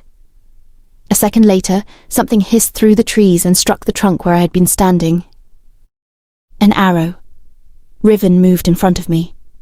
Not touching. Shielding. Mara vanished into the brush like a blade given legs. Another howl answered from farther off. Riven's gaze remained on the trees. Move. This time, I did not argue. Not because he was alpha. Because I was not a fool. We returned to the gate fast, with the wrapped collar burning in my hand and rage walking beside me like an old friend. When the sanctuary opened to let us in, the women were waiting. They saw the cloth. They smelled the wolfsbane. They saw my face. No one asked. Cowards. I walked past them, across the yard, into the long hall where the rules were carved. No entering without invitation. No taking bodies as payment. No claiming. No mating bonds. No leaving without escort. I set the wrapped collar on the table beneath the board. Then I untied the cloth. Gasps moved through the room. Good. Look at it, I said. Some did. Some turned away. Celeste stood near the hearth, her eyes fixed on the collar. Her lips parted, but no sound came out. I looked at every woman close enough to hear me. If one of you helped Greyspire bring that filth near me, stop hiding behind notes and wax. Come to my face next time. Sabine muttered. Saints save us. Branka said, Saints can sit down. This is getting interesting. Riven stood in the doorway behind me. I did not turn. Not until his voice came, low and controlled. No one touches the collar. Mara will take names of anyone who saw black wax outside the common lamps. Nessa will treat anyone who feels the wolfsbane in the air. Celeste's gaze flicked to him. Then to me. Something bitter crossed her face. Not guilt. Not exactly. But bitterness could hide 100 ugly things.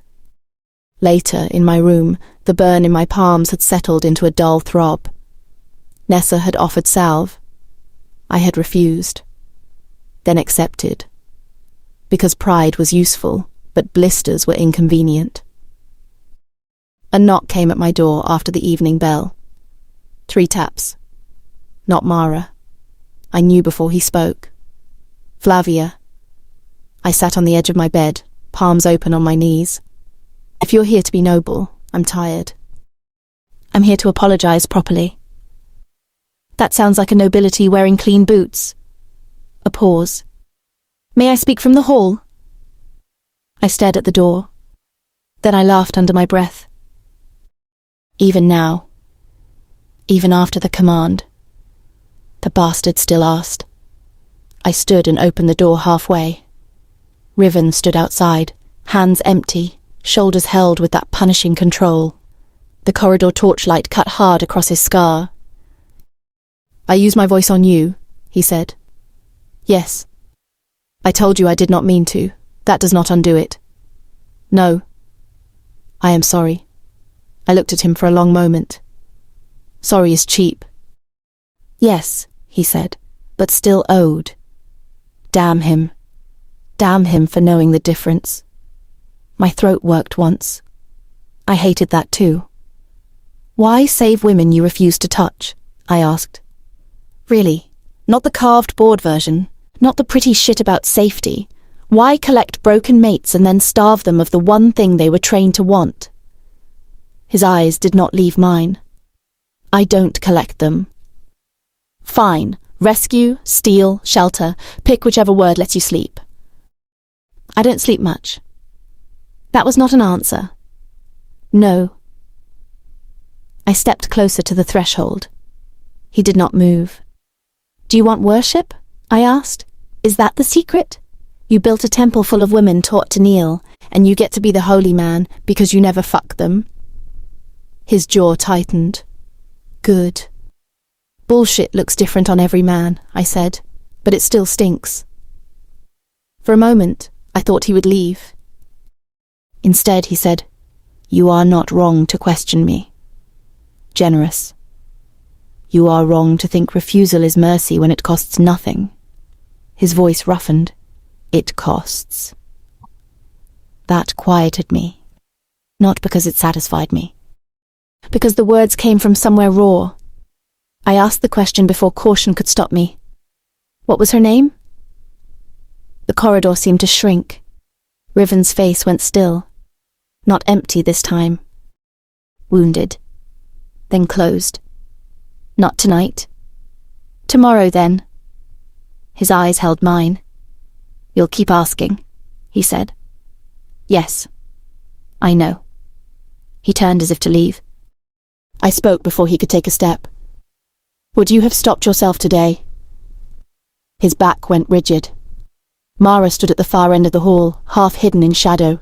I had not heard her arrive. Riven did not answer. Neither did Mara. And in that silence, the sanctuary felt less like a refuge and more like a room full of doors waiting to open. The silence after my question lasted too long. Would you have stopped yourself today? Riven stood outside my door, with torchlight cutting his scar into something harsher than flesh. Mara waited at the end of the corridor, still as a blade left upright in the dark. No one answered. That was answer enough. I rested one hand on the edge of the door.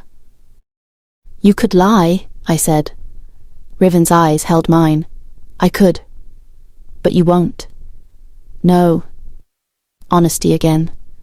That useless, brutal thing. I laughed once under my breath. Saints, you are exhausting. His mouth did not move. I am trying to build a place where I never have to find out. That's a coward's answer. Yes, he said. No defense, no anger. Just yes. It made me want to throw something at his head. Instead, I shut the door in his face. Not hard. Hard would have meant he mattered. Morning came with no kindness in it. The sanctuary had changed overnight. Women no longer whispered only when I passed. Now they whispered when anyone passed. Eyes moved to sleeves, pockets, candle stubs, hands. Everyone was looking for black wax and pretending they were not. Fear had become a house guest. A rude one. In the kitchen, Sabine slammed bowls harder than necessary, while Branka inspected every woman who reached for bread. "Show me your fingers," Branka barked at a girl near the hearth. The girl recoiled. "I didn't do anything." "Then show me nothing." "That isn't how innocence works," I said, taking a bowl. Branka looked at me. "And how does it work?" "In my experience, it doesn't." Sabine pushed stew toward me. "Eat before you start a riot." "I never start them." Branka snorted. "No, you just arrive and they bloom around you." Before I could answer, Celeste entered. The room tightened. She wore blue today, her red gold braid coiled at the back of her head. Her gaze moved over me, then away. No apology, no accusation. Worse. Control. She went to the counter and reached for a cup. Branka's eyes dropped to her hands. Celeste stopped. "Would you like to inspect me too?" "If you're offering," Branka said. Sabine muttered, "Damn it." Celeste set the cup down slowly. "I have nothing to hide." "That is exactly what people with something to hide say," I replied. Her gaze snapped to mine. "And what do people with nothing to hide say?" I lifted my bowl. "Usually nothing. We're busy eating." For 1 second, I thought she might throw the cup. She didn't. That worried me more. Nessa found me after breakfast and dragged me to the healer's room like I was a child who had licked poison for sport. "Hands," she ordered. "I have 2. I need both before your pride makes them useless." I placed my palms on the table. The skin still burned where I had carried the wrapped collar. Not badly enough to complain. Badly enough that Nessa made a sound in her throat that suggested she was considering violence.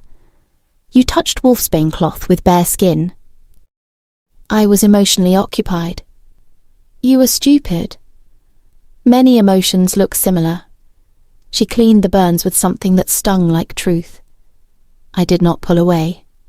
She noticed. "Pain does not prove strength," she said. "No, but screaming makes people curious." Nessa's expression softened, which I immediately disliked. "You keep picking up what men leave to hurt you," she said quietly. My fingers curled. She tapped my knuckles. "Open!" I did. Not because she commanded me.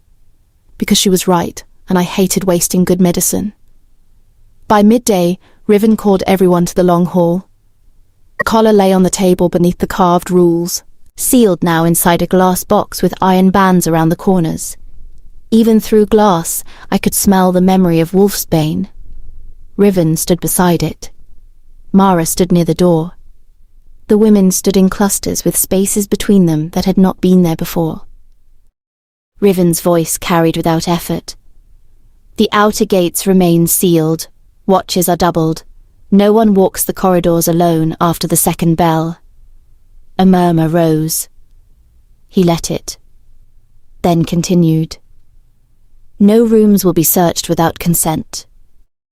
The murmur became sharper. A woman near the back said, "So whoever did this can keep hiding?" Riven turned toward her. "Yes." That single word angered half the hall. Good. Truth should make noise. Celeste stepped forward. "And if hiding costs us lives?" Riven looked at her. "Then I carry that cost." "No," she said, voice trembling at the edges. We carry it. We sleep behind doors, wondering if the woman beside us wants Greyspire inside.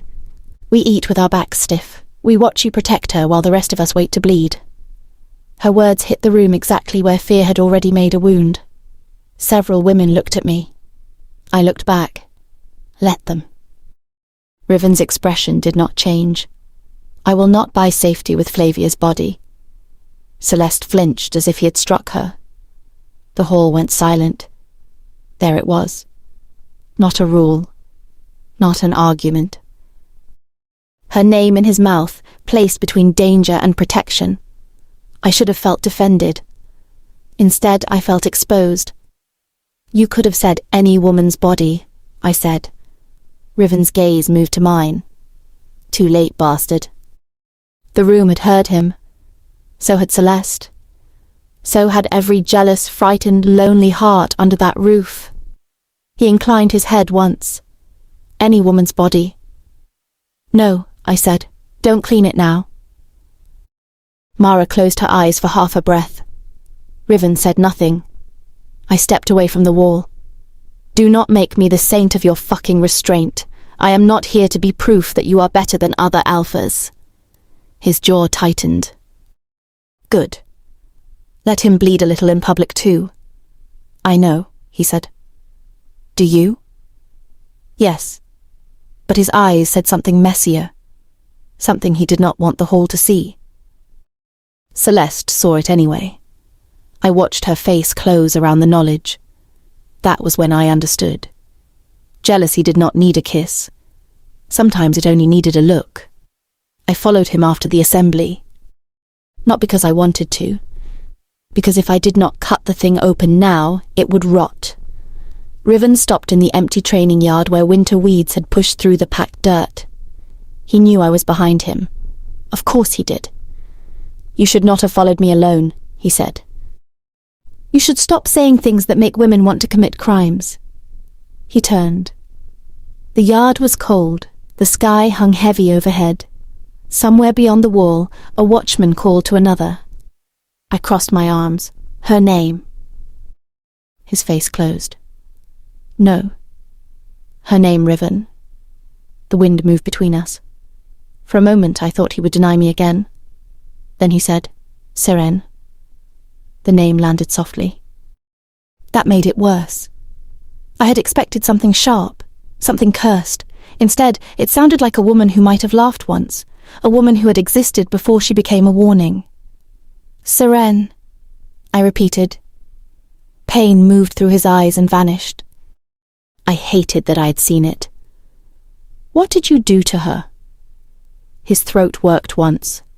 I chose an oath. That tells me nothing. It tells you enough for today. It tells me you're still hiding behind pretty bones. His voice roughened. There was nothing pretty about it. Then say it ugly. He stepped closer, then stopped himself. Always stopping, always dragging himself back from an edge I could not see. I was young, he said. Power mattered. Territory mattered. Men were watching to see whether I would bend. And Seren?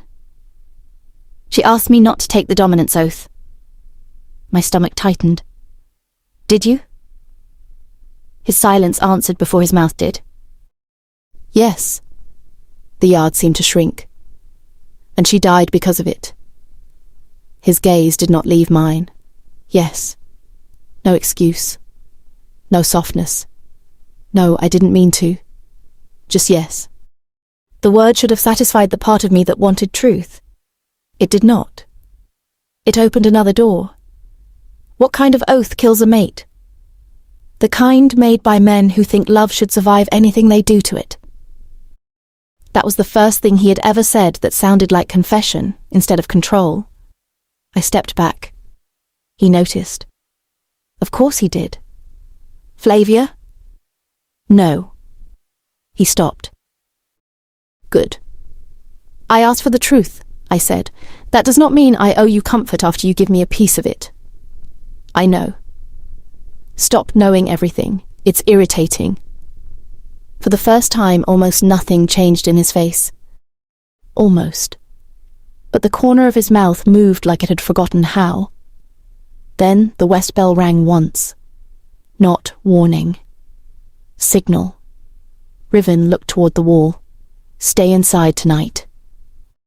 I laughed without warmth. There it is. His gaze returned to me. Please. That word should not have worked. It did not. Not fully. But it made me angrier in a quieter way. I will stay inside because I choose to, I said. Good. Not because you asked nicely. Of course.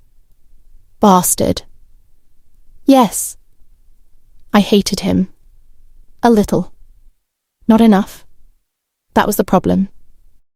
Night settled heavy over the sanctuary. The second bell rang. Then the corridors emptied. I locked my door from the inside and checked the window latch twice. My knife stayed beneath my pillow. The room smelled faintly of salve, smoke from the hall hearth, and old stone. For a while nothing happened. That was how terror earned its teeth. By waiting, I woke to the smell of burning wax. Not candle wax. Black wax. Bitter, oily, wrong. My eyes opened. Smoke crawled under the door in thin grey ribbons. Along the threshold something dark bubbled and hissed where it had been poured from the other side. Wolfsbane burned in the air. My throat seized. I rolled out of bed and grabbed the knife. The latch turned. The door did not open. I pulled harder. Nothing. Someone had barred it from outside. For 1 second I stared at the door.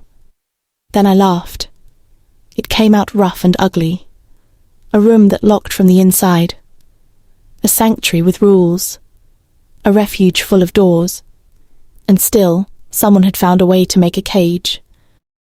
Clever bitch, I rasped. I wrapped a blanket around my arm and slammed my shoulder into the wood. Once. Twice. Pain burst down my side. The door held. Smoke thickened. I went to the window and threw the shutter open. Cold air rushed in. Below, the yard lay broken by torchlight and running shadows. The warning bell rang once, then stopped mid-sound. Not faded. Stopped. Cut. My blood turned sharp. A scream tore through the yard. Then another. Metal struck metal near the east gate. The east gate. I leaned out farther. The gate stood open. Men moved through it in dark cloaks, wolf jaw clasps catching firelight at their throats. Grey spire. Inside the sanctuary. A fist hammered against my door from the corridor. Flavia! Riven. I turned, coughing. It's barred. Step back. Don't command me. A pause. Even now. Even fucking now. Then his voice came again, rawer. Choose to move away from the door. I moved. The first blow cracked the frame. The second split it. The third tore the bar loose from outside, and the door burst inward with smoke rolling over Riven's shoulders. He stood in the doorway, eyes dark, jaw set, hair loose from its tie. He did not cross immediately. Invite me in. I stared at him. I'm choking, you impossible bastard. Say it. Because rules mattered. Because a woman's room mattered. Because even with Greyspire inside his walls, he would not take one step over a threshold without permission. Damn him. Come in before I die just to spite you. He entered. The smoke swallowed half the room. My knees threatened to give, but I locked them. Riven reached for me, then stopped. I shoved my wrist toward him. Touch me or move. His hand closed around my arm. Heat. Strength. Control held so tightly it shook. He pulled me through the doorway into the corridor, just as flame licked up the frame behind us. Mara appeared through the smoke, blood on her mouth and a blade in each hand. Gates open, she said. I saw. East watch is down. Someone cut the bell rope. Riven's hand tightened around my arm once, then loosened.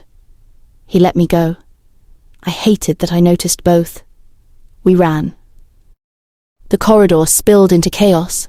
Women moved toward the hall in nightclothes, boots half-laced, knives clutched in shaking hands. Sabine held a kitchen cleaver. Branka had a spear and looked delighted in the worst possible way. Nessa dragged Lyra behind her, shouting for everyone to keep low. Then we reached the long hall and stopped. Grey Spire men stood beneath the carved rules. Their cloaks were wet with night mist. Their clasps shone like little jaws. At their centre stood Cassian Vale, my rejected mate.